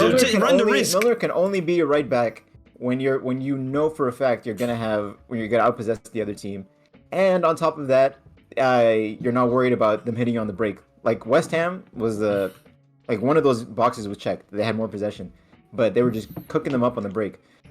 Against City, like both of the it's just everything is against Milner as a right back, a 37-year-old center midfielder playing right back against Jeremy Doku. Bro, that man Doku was licking his lips, bro. I'm sorry. Minute 1, bro. The Ronaldinho in the lineup just. Bro, that image, he did the control sprint on EAFC 24 down the byline and cut it back. Yeah, man called it by its full government name. Bro, that's still image that came of Milner on his ass as Doku's spinning around. Oh my goodness. Almost did the ice spice, brother. Like, yo. Come on, son. It hurts me to see him like this, man. Yeah, I don't know what he was thinking. You should have joined his brother in Saudi, man. Crazy. His brother, who, Henderson? Where'd the Hendo? Wow. Hey, we can't blame him. He got an offer from Brighton, and why not? You know, he's gonna go play some saucy football. Bro. I think he's got like every game you could guarantee. I mean, James Milner has literally played like almost every position on the football pitch, so maybe like. Doesn't make it a good. He could have been playing for every. He could have been playing any position for Brighton. Like he could still play. I feel like he signed assuming he'd be playing in the center mid. Yeah. And said, brother, that's not you. Hey, what's it called? March was starting left back, by the way. This game. Yeah. I don't know. He doesn't. March was a left back initially. Like the Gareth Bale. I know, but now the way that the way that I don't know. I think it's a look bit. At the beginning of the season to now, bro. He takes away players that are scoring or in good form and just throws into the freaking into his dungeon. It's not September anymore. You're done. Bro. Hey yo, as soon as September ends, you know what I'm saying? Wake me up. Like yo, he's out of there. Solly March is out of attack. He's not scoring no more FPL points. He's gone from beginning of the season. August and September. That's what I'm saying. He's cooking. Past that, nothing. But yeah, speedy recovery. But even before that, bro, like he was like always attacking with them, and then like now he's already a left back again. And then same thing with like he still has Welbeck starting every freaking game. Like Ferguson comes on again. And Speedy recovered to Welbeck too. None got injured for them, so I mean that is something that messes that up. They have like maybe I mean that's just what De Zerbi thought. Like, okay, we're gonna have to make up for that loss. We're losing in attack, we're losing in defense. And then he has Igor. I think Igor playing center back again too. I don't know. I don't know. Again, that guy does. We could say that injuries and stuff. That guy rotates the full 11 every. I mean, I don't think he's trusted Webster ever since he got cooked by Antonio. At all. Yeah, ever since that match. He hasn't seen a sniff of game time. Igor or either Igor or Van Hecke. Van Hecke came on late straight after that game. Yeah. And I know they lost and like we're like being very critical. And even though they don't have, is Lamptey still? Is he injured? He's. I think he's injured again. He wasn't not even like. He wasn't in the team sheet of Lamptey. Yeah. But he like does almost every option before starting Lamptey. Yeah, which sucks. Like he'd go Caicedo, he'd go. Yeah, Veltman was usually his go-to. Gross would play there sometimes. Like. Yeah, he's not a fan. Lamptey against United, come on, he could. He's good though. I like him, but so much. De Zerbi doesn't. De Zerbi, like whatever he wants is right back to do. He doesn't think Lamptey can do it, bro. He doesn't like anyone, bro. The only people that he likes, he sells for 100 mil. It's so funny. He doesn't like these players, but he loves Danny Welbeck. Bro, he loves that guy so much. That guy Welbs, man, Mensa, man. Come on now. I think what it is with the Lamptey thing is that he probably doesn't trust him defensively. Considering that, but he trusts Milner defensively. Yeah, that's what I'm saying. Well, I guess. And March, I'm sorry, March is not defensively. Like he's okay. He's a body, bro. But typically, how they play, I mean, their right back doesn't usually go up very much. I mean, they let Estupiñán go up, and assuming everybody was fit, and then the right back stays. So if you have Estupiñán and Lamptey both going up, doesn't really stay. I think De Zerbi just chooses players that could play something. He just clicks like random generator. And that's what it goes with. The reshuffle, bro. That reshuffle, man. But it's crazy. But all that being said, though, they played really well. Like I think they deserved a point out of the game. Yeah, they did. Bro, that team goes. Just unlucky not to finish certain chances. Come on, you gotta take their. I mean, we won. The winning goal was a Haaland goal, and that was from a mistake. Yeah, from a back pass. Yeah. So I mean, the finish was amazing though. Haaland beating the outside the box allegations. Yeah, they'll invent a new allegation for him next year. Yeah. No, next week there's another allegation against Haaland. The next one will be not enough chipped finishes. Not enough chipped finishes. Not enough finesses. My man's doing objectives. Yeah. There's a whole list. We're ready, bro. Don't worry. Just hatred. Yeah. We're ready for the next one. Oh man, insane. Yeah. But whenever he doesn't cry, whenever he destroys people physically and doesn't cry about it when it happens to him, then I'll maybe respect him. Until then, yeah, I want to see 2 more outside the box shots going in. This man Gene said Hoyland supremacy, baby. We standing on business. Bro, come on. No, not even that. I don't care. I'm just saying, bro. I said this last week when he did that against Arsenal, bro. Just man up, and if you're dishing it out, you better take that shit. As simple as that. Man, I don't give a shit about that. That's listen. Again. I score goals. That's it. I don't give a shit how many times. Man. That's how you think about Greenwood too. Yeah, just score goals, right? No, there's much more about that, bro. Bro. I'm just saying. Can't compare Greenwood. Yeah, what is that connection, bro? Hey, that's crazy. Listen, I'm just saying you don't care about. You just care if he scores goals. That's I don't give a shit. Okay. Hey man, speaking. No, listen. I mean, like. But this is on the field. We're keeping this strictly on the field. Yeah. It's like Bruno. Like if Bruno was a Liverpool player, I wouldn't care about the stupid shit he does with the rolling around. It's like, but that's what I'm saying. I complain keep about producing. But that's what I'm saying. I'm not just saying because he's a City player. This guy, he's getting mad because I'm talking about a City player. I said this about anyone. When Bruno does that shit, I think it's a bitch move too. I'll call it out how it is. I mean, it is. I mean, I'm not saying it isn't. I'm just saying. I think Adrian's just saying he just doesn't care about that. It does. I know, but I didn't ask if he cared about it, though. Can... He's mad because it's a City player. Is what I'm trying to say. I think you're mad because he's a City player. I don't like. I just said. I like this Derby next weekend, baby. Yo, this build-up is incredible. Yo, I just complained about Bruno bitching. I did. Haters gonna say this was a scripted. I mean, I'm not saying bitching. I mean, it's just like there's nothing I can say or do about what he does on the pitch. Bitching. So like, as long as what am I gonna say? Oh, Haaland, you need to man. I mean, score the goals, man. That's it. I don't care how much you cry. Okay, fair. Listen, hey man, just don't let me find if you're crying about Neymar diving and shit like that. Don't let me find those tweets. I don't think I was never crying about it. I mean, I had a laugh, yeah. I mean, I don't think he's the one who cried. But speaking of crying, the Merseyside derby. Want to get into that? That is not the transition I was going to use. I was going to go off. Nah, because speaking of not giving a shit. No, Everton fans are crying that Konate didn't get Konate. Oh yeah. Nah, please. All I've been hearing after the match is about the referees, and I'm like, they should have got him. He should have got him. I'm like, man, where was his energy when Liverpool? Man, it's okay. He should have. Where was the energy? Where was that? Come on, everyone was. Come on, he should have. Everton specifically, but he should have like probably gotten a second yellow red. But it's just like, man, like the way they're talking about it, it's as if this was like a match deciding moment. They were already down to 10 men. Liverpool was already a goal up. Like Everton wasn't doing anything. They'd taken off like all semblance of attacking. They had no attackers on the pitch. There was a reason why Klopp, before that had happened, had subbed off Tsimikas and put Luis Diaz left back just to get as many attackers on the pitch, because Sean Dyche has subbed off everyone just to park the bus. So I mean, yeah, Konate probably should have got sent off. Would have been the 20th red card this season. But I don't think it would have impacted the result, if at all. Much, if at all, if that happened. But that game, man, like it was maybe the most, what's the word?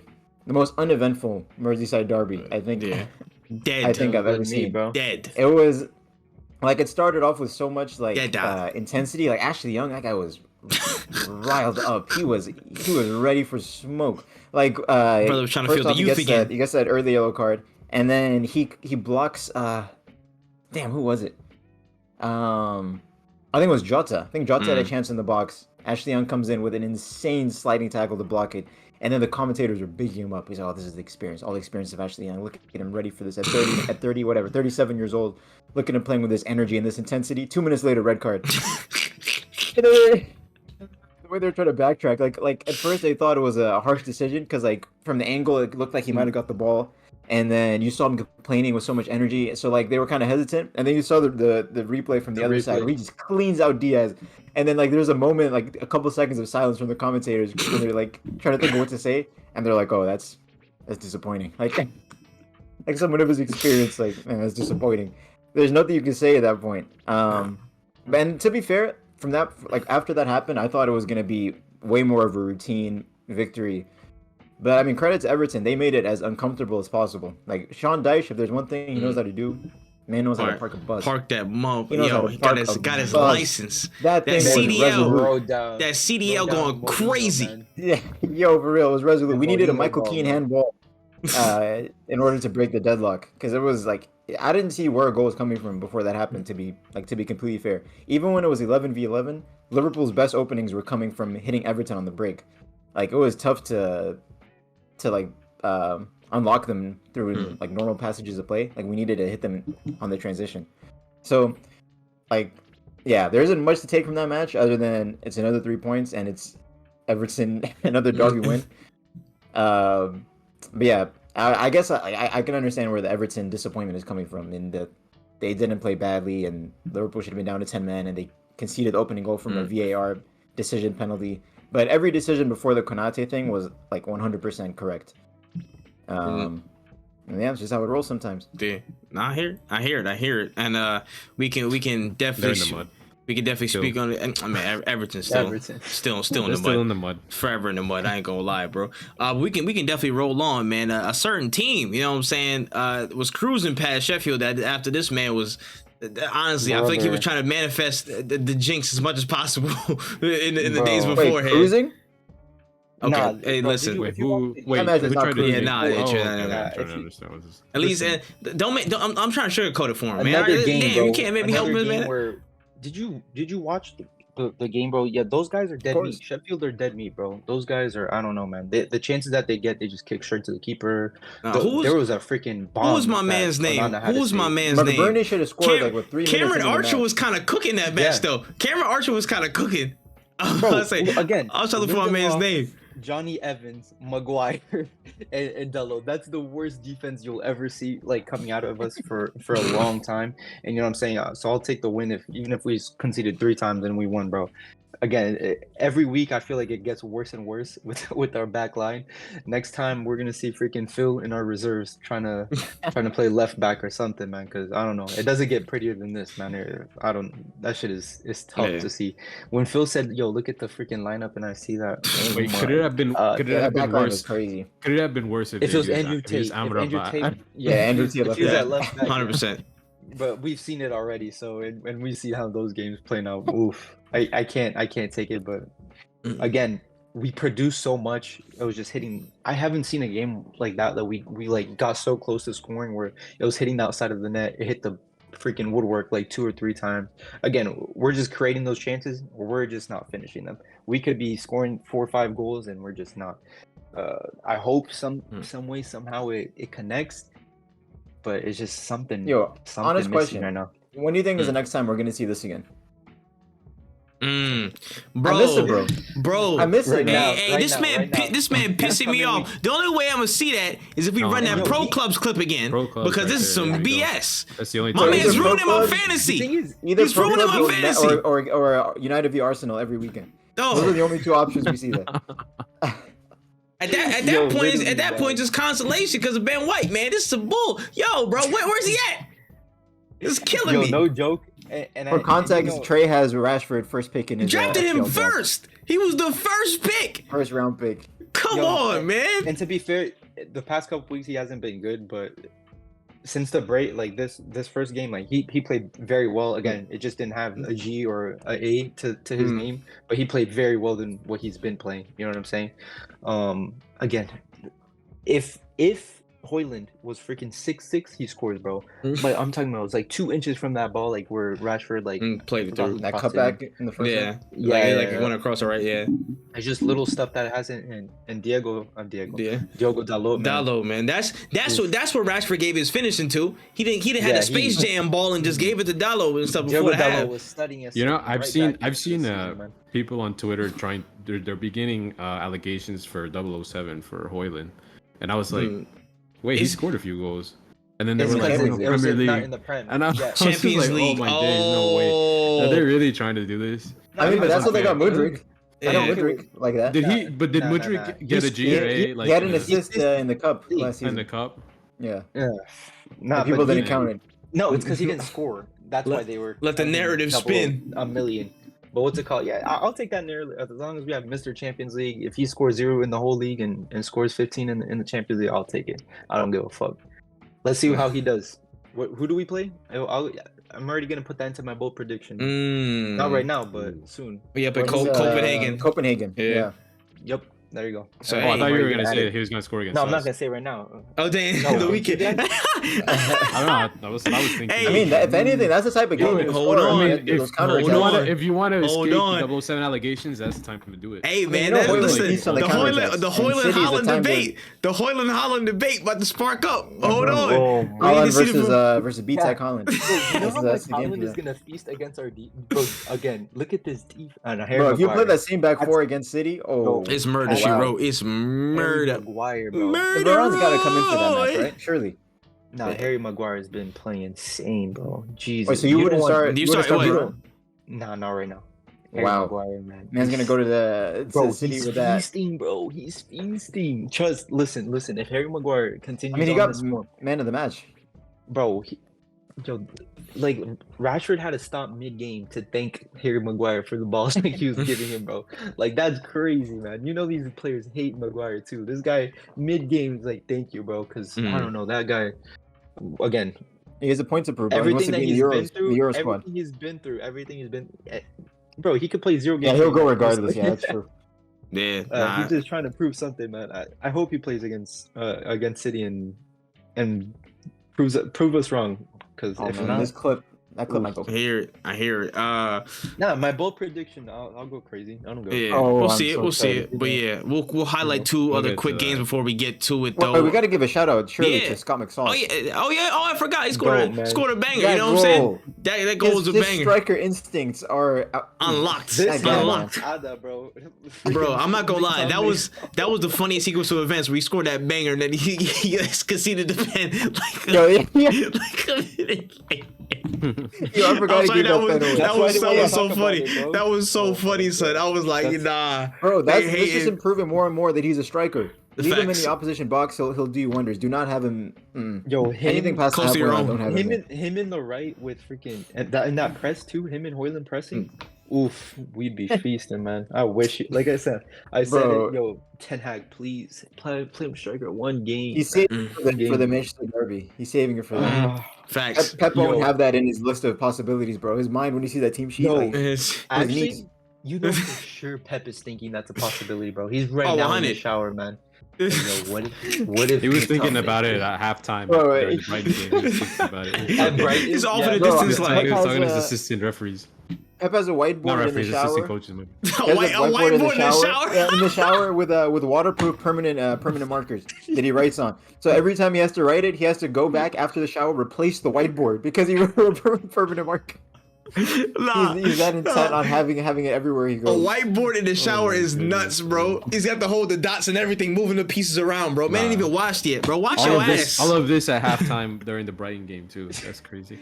Bro, I hope that's how he's thinking for the United game because that's the only way we win is if this guy overthinks the fuck for anyone that doesn't know that story where like I think there's clips of Pep where he's talking to his assistant coaches in like halftime. That's about the next scene, and he's thinking about we're playing Liverpool the next week, and he's talking to his assistant coach. He's like, no, he's gonna play Salah at number 9, this and that. And it's like, bro, like that's next week. Like, not even that was in the All or Nothing documentary. That's how rent free that Liverpool he's a the funniest part about it is that game against Liverpool hit them for 3-0. City got cooked. All that talking. When Pep's worried, he's justified with that worry. That's that fear. He was just that thinking. premonition. When he worries, it's when it's like, bro, just. Oh yeah, you know that the Costco's in Manchester were sold out of water bottles, man. Plays all the night for you guys, bro. When he worries too much about something, man. Nah. He's like, yo, I'm gonna do this. Fuck it. Now again, I hope that's the only way we're beating City if he has some type of brain fart like that, man. I hope it comes. Yeah. But to hit on a couple other ones real quick, we saw Newcastle get they freak on. Honestly, they was beating the hell out of Crystal Palace. They was giving them the business. 4-0 again, like what the highest amount of XG, you know what I'm saying, in the league, the highest amount of goals scored, I think, in the league. Wait, really? They have the highest XG? I think they've had the highest XG performed so far this season. So they've been big chances created. Yeah. Yes, that was the other one. You want to talk about that? Hey, I'll talk about it, man. They've been flying. Missing on that top 10 of 100. So I think we talked a lot about it. 100%. The only thing I'm looking at right now is that damn table, that league table right now. That's like what I'm concerned about right now, brother. But I will say this though, like Newcastle's been like, I'm not gonna lie, they've been playing so well. Since that blip where they lost to us, to Brighton, and people were starting to question Eddie Howe a little bit, they've come back. Demon time. Listen, I didn't question them at all, man. When they smell blood. I destroyed them for Liverpool and stuff like that, but I said, bro, do not underestimate this team, bro. These fixtures that they had in the beginning were freaking disgusting. That was disgustingly tough, bro. Yeah, they had difficult starts. And then they go against PSG and play them around like they're little boys. When they get a hint of blood or fear, they're just gonna just run you down, bro. I'm sorry. And I feel like it's just chill out, relax. It's not a pause. I said run you down. Gene said something crazier just before that, but I let it slide. I know. Like 3 instances where I almost said pause in this. Podcast episode. Yeah, because we'll let it rock. We'll let it rock. Yeah, I know. It's gonna be warfare. It's gonna be warfare. But I was like. Nah, chill. Let it lie. Let's move on. But yeah, Newcastle. Yeah, respect to Newcastle because again, like whenever they get that inkling of, yo, we can really hit these guys for like, you know what I'm saying, like 5 goals, we can score like 4 or 5 or whatever. They're gonna go again like as much maxed effort as they can to get it going. They're just ruthless. And I feel like it's also getting to the point now where Eddie Howe can chop and change and rotate, and they play almost exactly the same. You got Jacob Murphy come in and right wing. What a performance!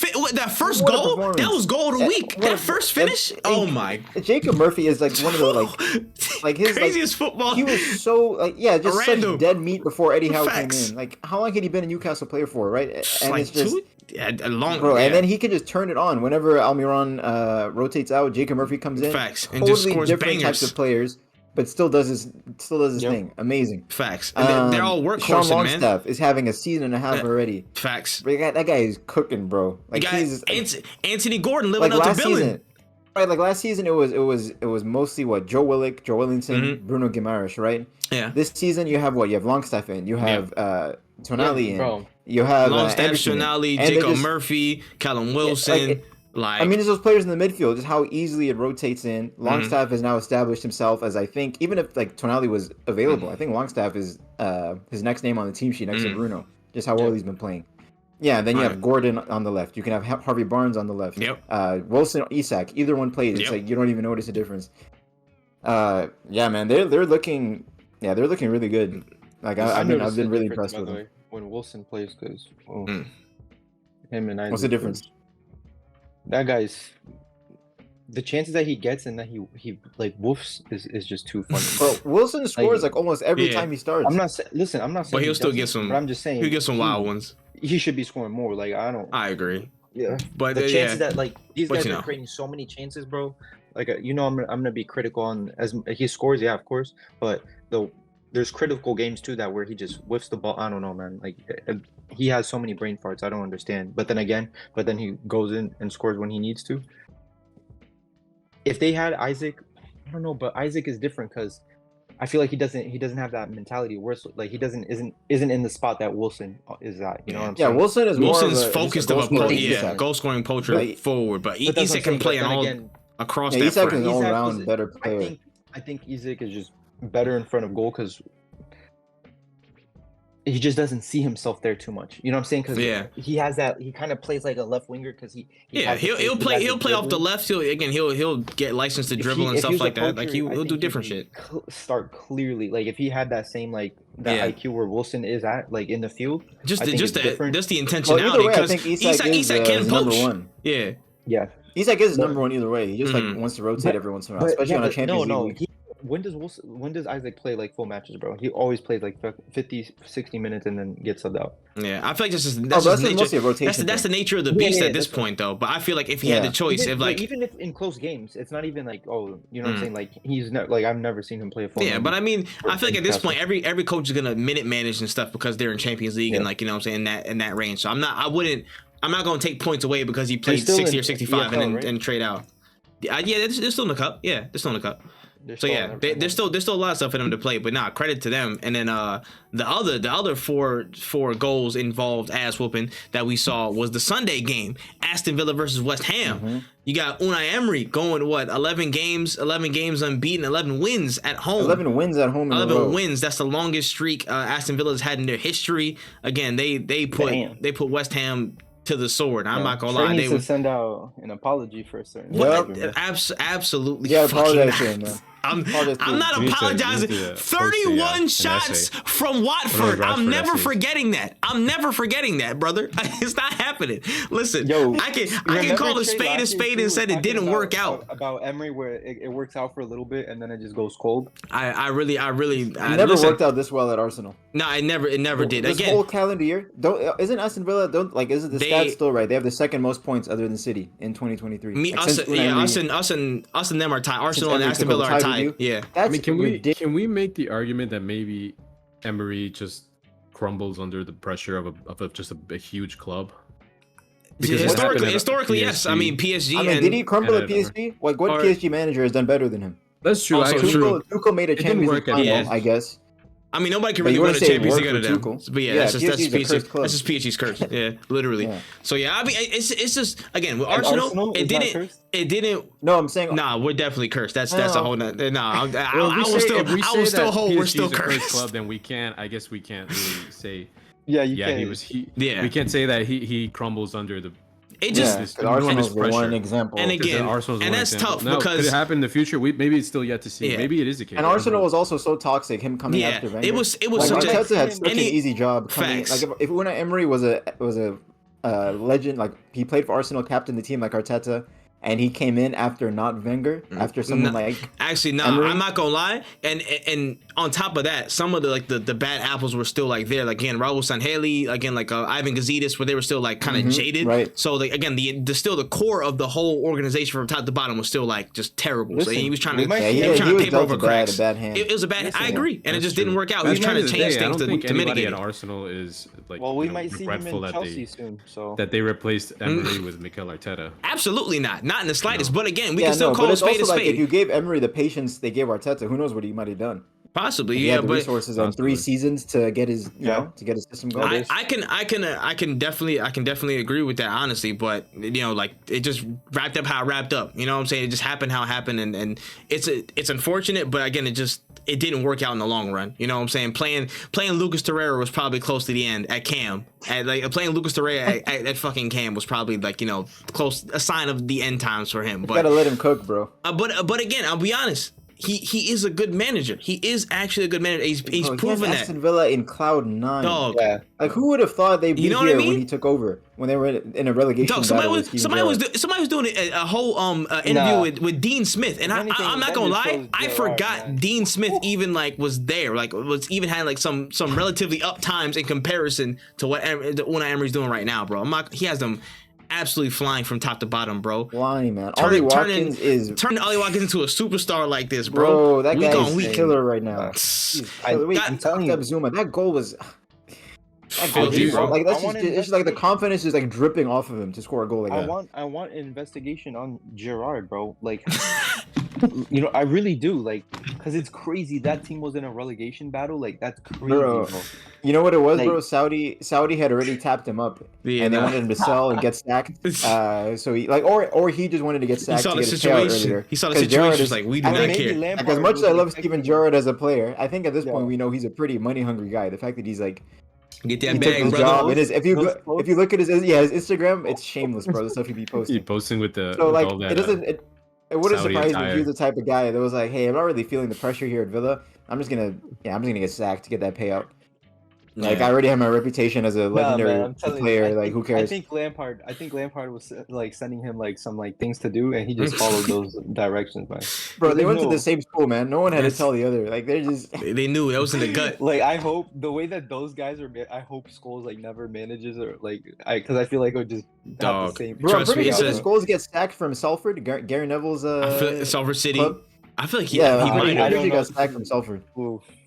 Bro, he tried his hand. We need that trifecta. We need Scholes to go into the Premier League to coach and just those guys. The only thing this all proves is that the manager thing, it ain't easy. It ain't easy, bro. It ain't easy, bro. That's a Chris Said meme. It ain't easy. But it's the English players too. Players from other countries are able to make that jump so much better. Listen. English players are fraud ass. Spanish players specifically. Yeah, I would say company too. Company getting cooked. He's stinking it up. I don't know how he has the audacity to continue wearing a suit with a baseball cap. When he's pulling out these results, man, that's crazy. Getting 3-0. Do you guys think that it's so bad. Being such a shit manager hurts your legacy a little bit? I feel a little bit. Gerrard's legacy hurt, bro. Absolutely, it does. Overall, yes. Absolutely. Overall, yes. Do you think, as a player, if you extinguish it as a player, you think I wanted to see? And say, as a player, that's why brilliant. And all those guys. But do you think he's so much higher? Because what he did after too is crazy. Bro, think of Lampard's legacy, on his 2 returns to Chelsea. Even Guardiola, son. Yeah, he was a very good midfielder. Gene, Guardiola, for somebody who's going to be known more for being a manager, and he still had a good impressive player what he career did as a player. Because a lot of these other players that are, I guess these other managers that that were world class, they were nothing as players. I'm pretty sure if you look at say Jurgen Klopp's playing career, I don't think he was terrible. He was awful. I think that fake clip of him doing some crazy shit. Have you seen those? Of him oh my god. It's just a bald manager doing some crazy football stuff, and they say it's Nah, but I agree. I hear it. But yeah, man, it's just the thing is, bro. But Spain, Adrian, you gotta I feel like England is really affecting, staining your view of this. Look at the Spanish players. Xavi's a good manager though. He won La Liga last season. Listen, before that, he's not a scrub. Before that, he was the only reason he was hanging out to that job was because he was Xavi. If he was anyone else, bro, he had. Well, of course, he has a lot more credit in the bank being Xavi, but he was given a crazy task to handle the rebuild at Barcelona. And then you have Xavi, you have Arteta, you have Guardiola, you have Xabi Alonso right now. These good players who are turning into the best up and coming, managers, or at least very good managers. Failure is outnumbered though. I know there's a fair amount of good examples. It's just tougher than all those other. Because I'm sorry, if Xavi went into freaking Chelsea, He doesn't survive.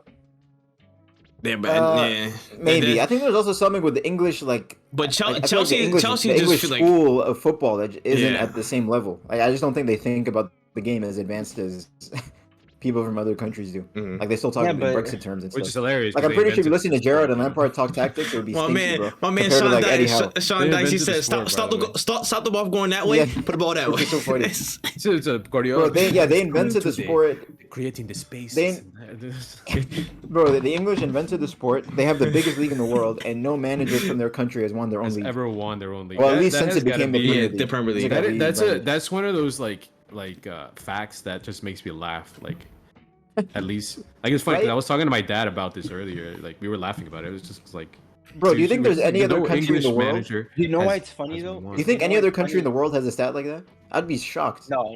Do you know why it's so funny though? It's because these, like, again, why we have this podcast, because these English people, they clown people. Oh, you're a fan of City or you're a fan of United. You've never been to the stadium. Like, these are the same people that say shit like that. So that's why it's like so funny. I agree with you. Yeah, that's just hilariously like just shit at everything else other than that they created it, and they have the only reason it's the biggest league is because everyone goes to play there. If they strictly just had if they're like La Liga, yeah, they have stars and stuff like that. But the majority of like Spanish players, there's teams that you have to be from a certain region to even play for the club. You know what I'm saying? If Also they were true. anything like near like that, I don't know, man. We'd be having different discussions right now about Europe and shit. Because those guys, I don't know, man. They're hilarious. Again, the World Cup, they invented football, bro. One World Cup. I don't know, man. It's so funny how we got here from company. Nah, because it's true, bro. It's interesting. It's very interesting. Lampard and Gerrard and their managerial stints is just like. No, that's what I'm saying. And Aston Villa fans are still haunted by him. When you hear them talk about Gerrard, it's like... You think Scholes would be any different, bro? No, that's what I'm saying. That's why I wish he would do. No, he would be the same. Yeah, he would. I would just be the same. But you know who cooks though? Carrick. Yeah, I was about to say Carrick is actually a good manager because Carrick is smart. We have to see. Yeah, company was cooking in the championship. Yeah, but it's just different. You have to have some type of good setup or springboard from your team to like actually perform in the Prem. Man. Yo, those guys were like, yo, bro, yeah, they're gonna be up. He was getting absolutely pile driven in this league. This Burnley downfall is hilarious. Like, these guys, I know from a neutral. Like, I'm sad that VDK is getting exposed. But Luton are on the same level as Burnley, man. It's crazy. You could argue Luton Town has had more impact than them in the league so far, at least attacking wise. Which seems to Burnley's one win was against Luton, but Luton Town actually went and won at Goodison Park, like an established ground. Like, what do you make of that? There's some things that just don't even make sense. If a company who was like, he was a center back, an amazing defender, and his team can't defend, like. That's just facts. Bro, it's those who can't teach, bro. It's like how Klopp was like an average defender or whatever thing, but he coached like this incredible like attacking football. Like, it's just like but then you just see it differently. You can't say that because then look at Cruyff, bro. A guy who's a freaking master. Cruyff is an anomaly. Yeah, that's just different. Cruyff is a freak. Same thing with Pep. Pep was a world class CDM. CDM. You know what I'm saying? And he's still what he's doing right now. Crazy. Yeah. Ancelotti, I don't know about how he was. No, he was an elite player. He was an elite attacking midfielder. Yeah, facts. Just that's power. Bro, what manager do you know that just like 1 week before the game is like, yo, just throws the starting lineup, bro? Like, that's crazy. That's insane. So much confidence, man. Like, yeah, this is what we're gonna do. How are you gonna stop us?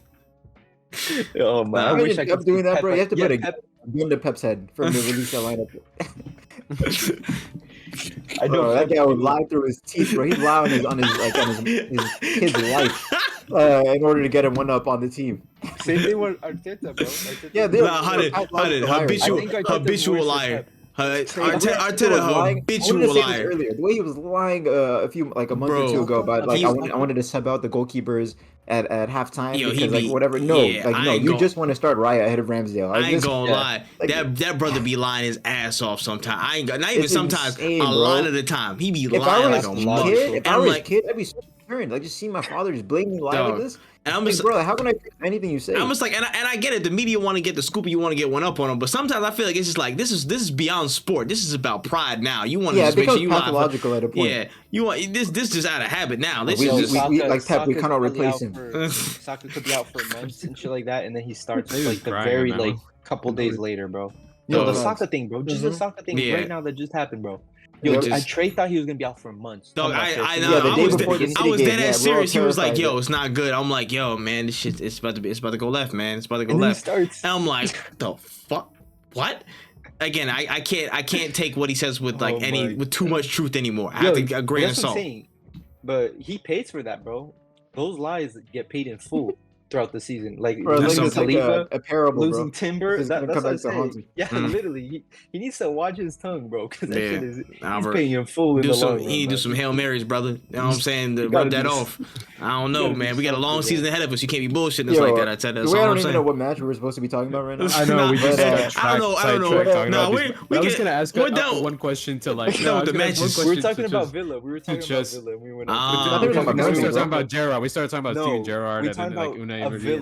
That's why we got how they turned it around with the manager Emery, and then I said that we need Gerrard in a freaking investigation by the freaking. And that's how we got. And that's how we got the company. Whoever mentioned company ruined this. No, it's because we got it. Yeah, you mentioned company. We were like all these great players. That was the like, backtrack. It's so funny how they just don't pan out as managers. Man, this is what people tune into the pod for. Yeah, just. Hey, man. I think we got to waffle. We just really. Wait, can we? Does anyone want to quickly talk about Tottenham, top of the league, and Brentford? No, I don't want to talk about those cheats, bro. I really don't. Those guys. I'm not going to lie. What I'm saying is, bro. Sun 9 season is still going. What a baller. What a player. People said it's not, but did you see why it's happening though, right? It's when South Korea did that time change where they took a year out of everyone. So this guy's like... Oh, he's a year younger now? We got like, that's why he's balling, nigga. His legs came back. Man. No, he just needed to play up front. That's it. Yo, listen, the Rashford curse and Son... Yo, it's powerful. Yo, there's something going on there. Yeah, for real. That's true, right? You know, I've never noticed that ever. But not good at the same time. Until bro, it's like Liverpool, Man United. It's the same thing, and they're not good at the same time.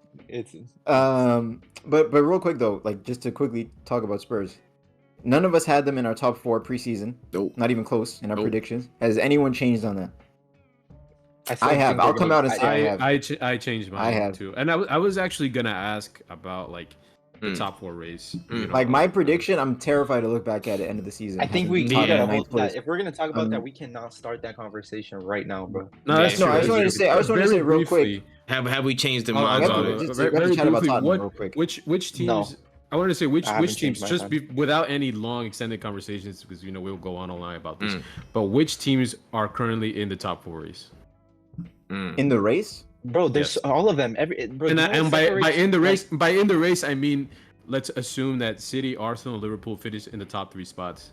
And are we assuming it's only going to be 4 teams? Because it's probably going to be 5 to make it to the Champions League next season. It's with the format. Is that confirmed? It's not good. It depends on the coefficients, but like Premier League teams already have such high coefficients, they would have to have a disaster in all European competitions fit to be disregarded. Yeah. So it's like more likely than not there will be 5. So yeah, honestly, so I'll say who's gonna finish 4. Let's say 4th for now, and then like, bro, there's too many teams. If you're saying Liverpool, Arsenal, City is confirmed, I'd say Tottenham. Just give 3 contenders. Give 3 contenders. Give 3 contenders. I'll say.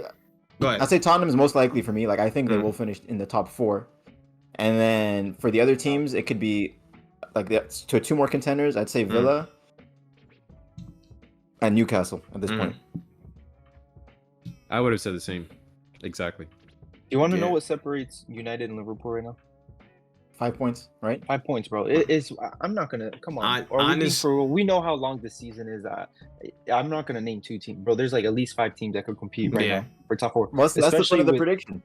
Nah, I'm not predicting. That's what I'm saying. That's not. If you're trying to pick Terry Henry over here. For real. Terry Henry. I don't do predictions. Come on, I'll do predictions, but not when it's like that, bro. Like a couple games. I mean, it's not predictions, but it's like not really an official prediction. It's more like from what we've seen. From what I've seen. From what we've seen is that they could lose 1 player and then they could go to freaking 8th by the end of the year. You know what I'm saying? Like that's how I see it. We don't know who's gonna be healthy. We don't know none of that crap, and that is way too important right now in the league. So if 1 injury, these guys are dead meat. Yeah. Speculative.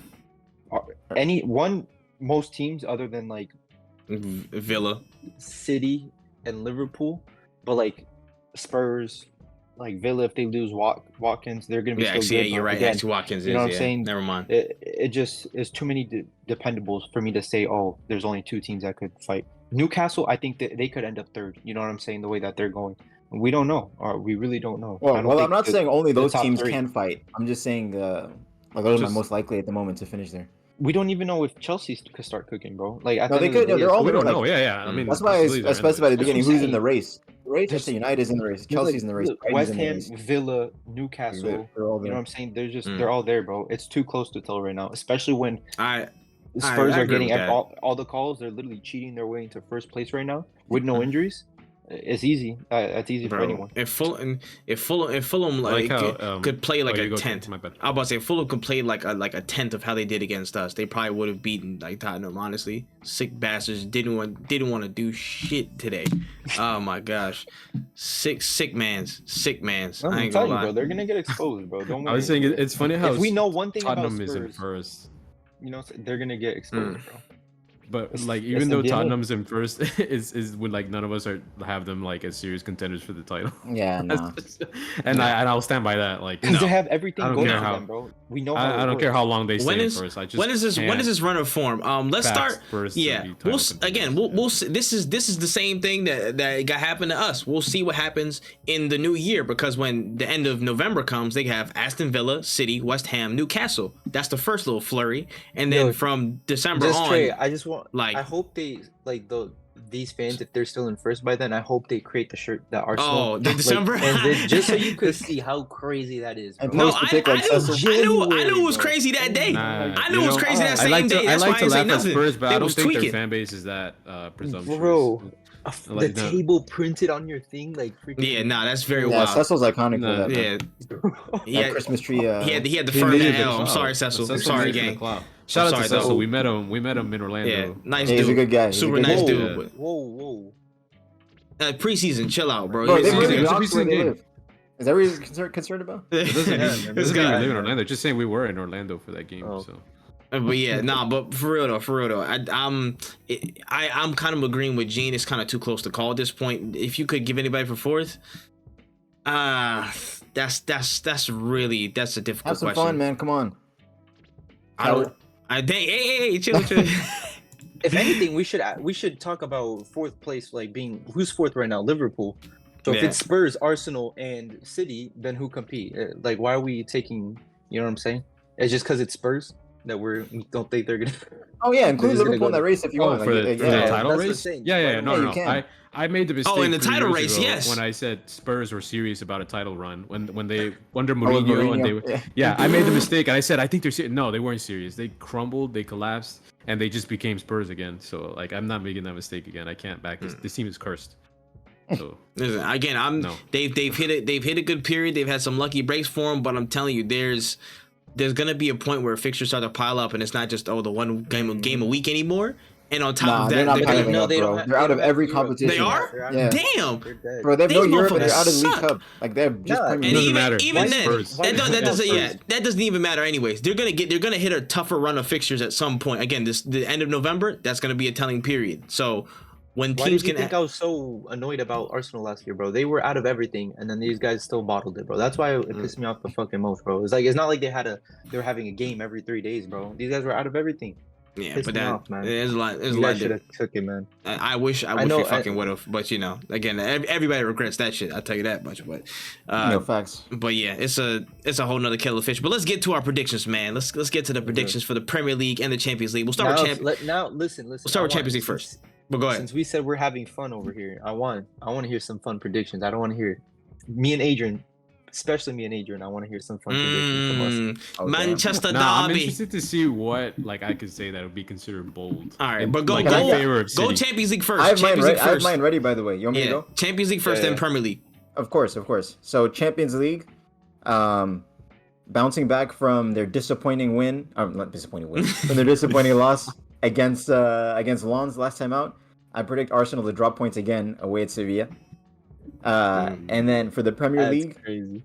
After a high of putting at least 2 goals past Dortmund in the Champions League, Newcastle are gonna go to Wolves, and Pedro Neto is gonna grab at least 2 goal involvements. Yes, sir. Talk, Pedro. That's crazy. Talk, Yo, Pedro. You put 3 into 1, by the way.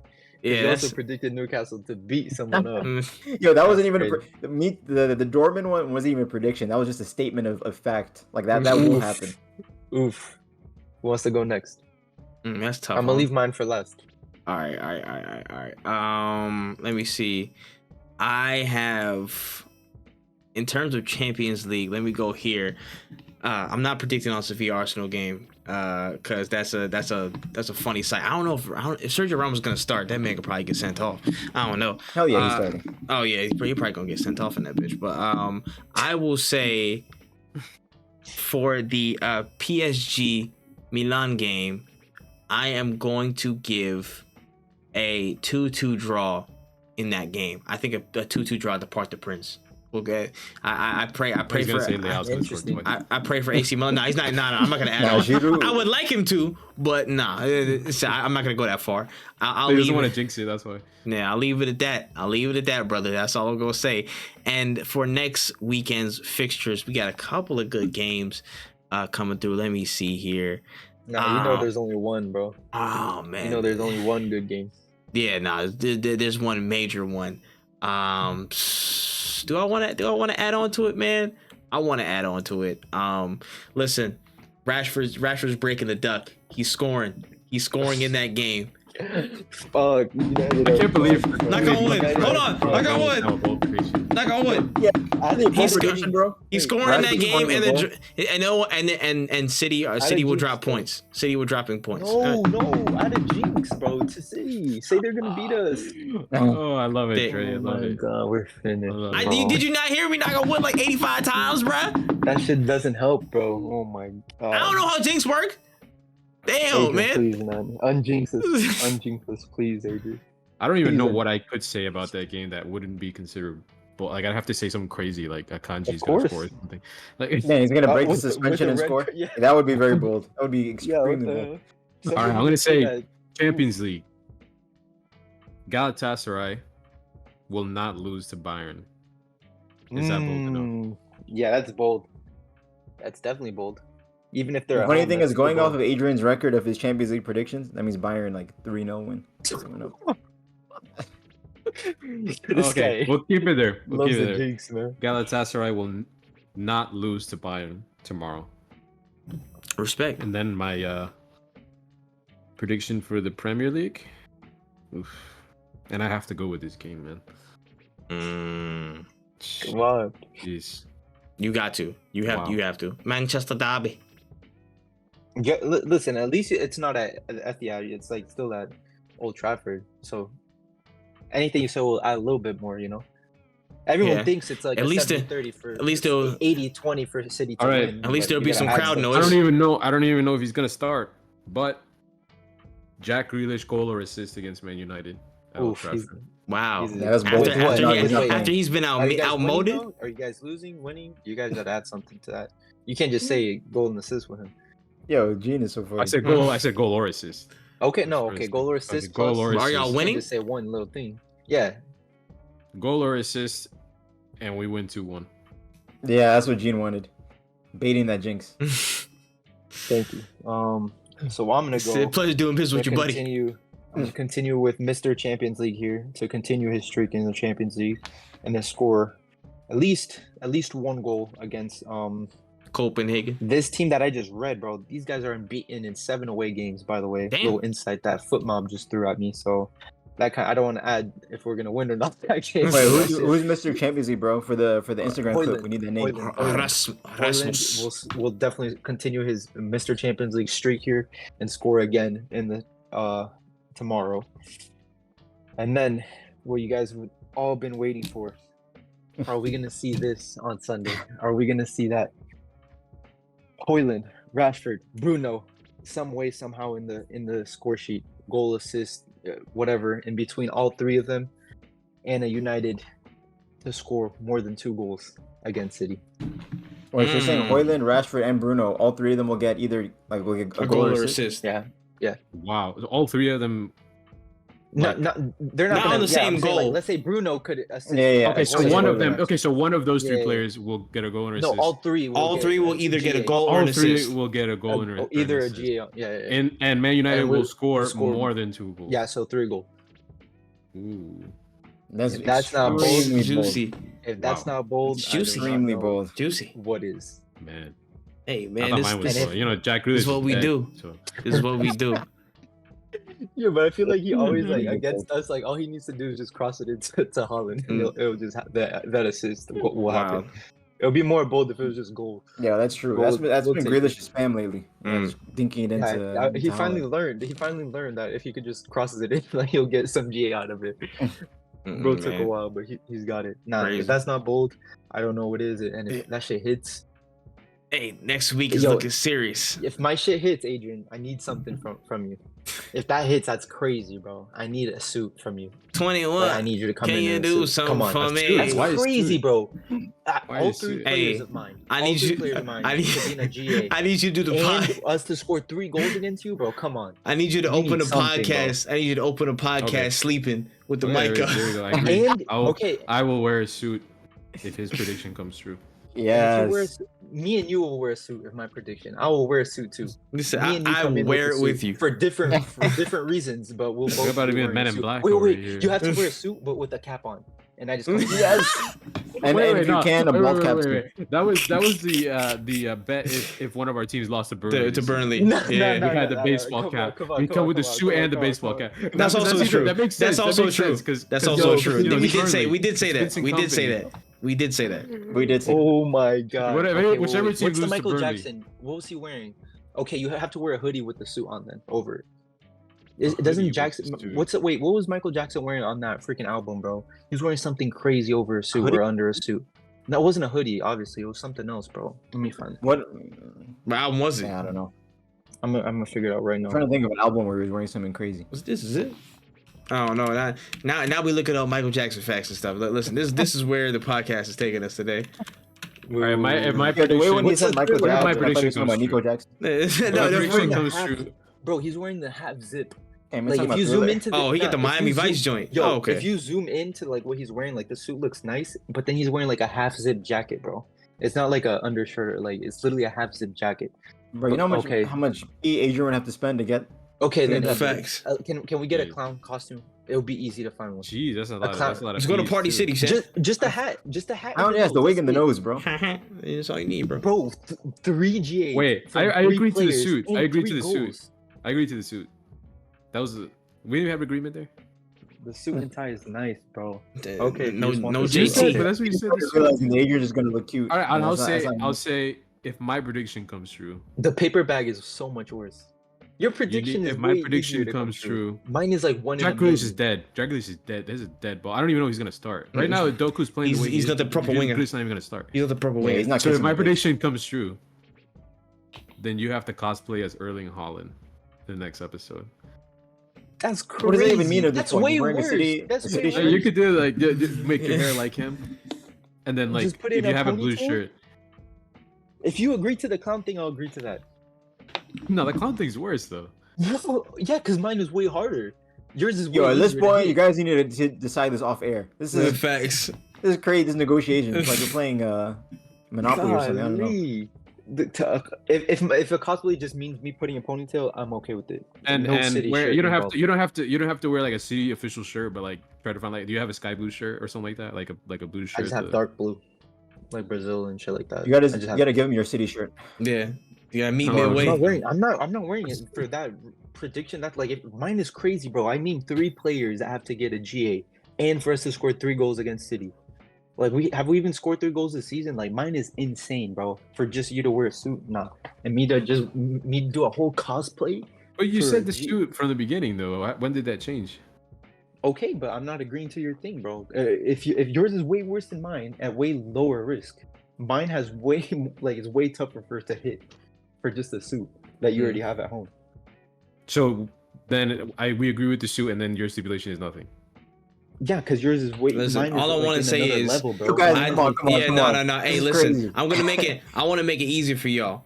The loser should just automatically go to the nearest Party City and get a ball cap, and they come in next episode with the ball cap to signify the manager. Yo, if he names 3 players that need to get a GA, that's true. Them to score.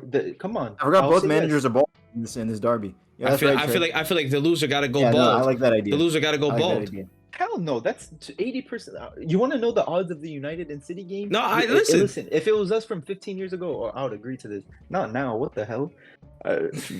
That's you gotta know when to hold them, know when to fold them. Listen, I don't know, brother. No. Listen, we'll decide this all fair, and then they'll come. Yeah, okay. Let's keep it where we were at.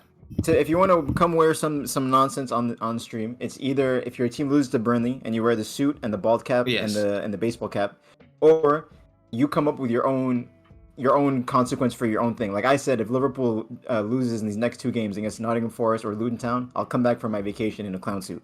That's my own condition that I've set. You said lose one or just one? Yeah, one or the other to Forest or Luton Town. Those are the next 2 matches.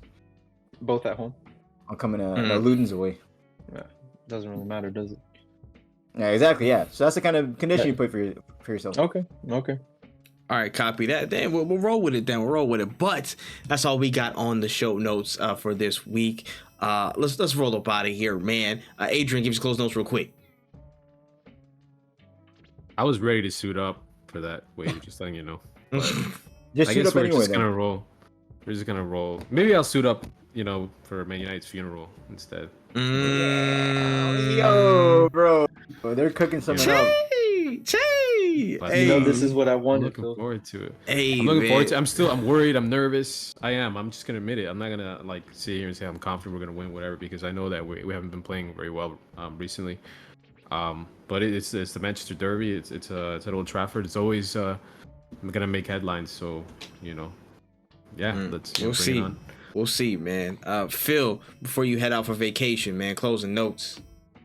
Man, yeah, the one thing on my mind right now is I'm so disappointed that I won't be here next week to bask in whatever happens, bask in the aftermath of whatever happens in that derby next Sunday. Damn. Yeah, I think I'm gonna probably miss the game too, flying over the ocean. But don't worry, I will be watching. I'll be watching as you have to have Wi-Fi, bro. You gotta have Wi-Fi on that flight. You think I pay for the in-flight Wi-Fi? Nah, they give it, bro. If in those flights like that, they gotta give it. We'll see. I'll look at the conditions of. They don't got Spirit to Japan, bro. That's, you know what I'm saying? You gonna be swimming? Oh man, yeah, swimming is crazy, bro. Across the Pacific too. Damn. Yeah, ice cold. Anyway, but yeah, at this point I won't be here, but I'll be watching like any loyal fan. Like I know Dave's watching right now. But yeah, man, excited football's back and excited for Champions League. Again, Liverpool not involved, so no stakes, just enjoy the football. That's real, man. And Gene, take us home, man. Closing notes. Man, I got what I needed from this pod. Now we just need football to work its magic for me. And then we'll feast. If not, again, it's expected loss for United. You know what I'm saying? I can't really do much about it. The guy's in a can't lose situation, bro. Nah, I mean, he's too powerful. If I play both sides, I always win. That's the good thing of when you're shit. It's like you're expected to lose against City right now. So it's a I mean, if we get disrespected like we have, like 6-0, all that shit, I'm gonna hear it regardless, you know what I'm saying? But if we lose 2-1 or something like that and we don't get dicked down, you know what I'm saying? Like I'm more than okay with it, unfortunately. I hear it, man. But what a magical week of football it's about to be. And listen, y'all know where to find us everywhere at Yanks Talk Ball. Go rate us 5 stars. Go show us some love. We got a lot of football to get through this week, but boy, is next week gonna be fun. Y'all make sure y'all stay tuned for all the stuff that we got going on, all the talk that's about to happen. This has been episode 13 of Yanks Talk Ball, and we'll talk to you all soon. Peace.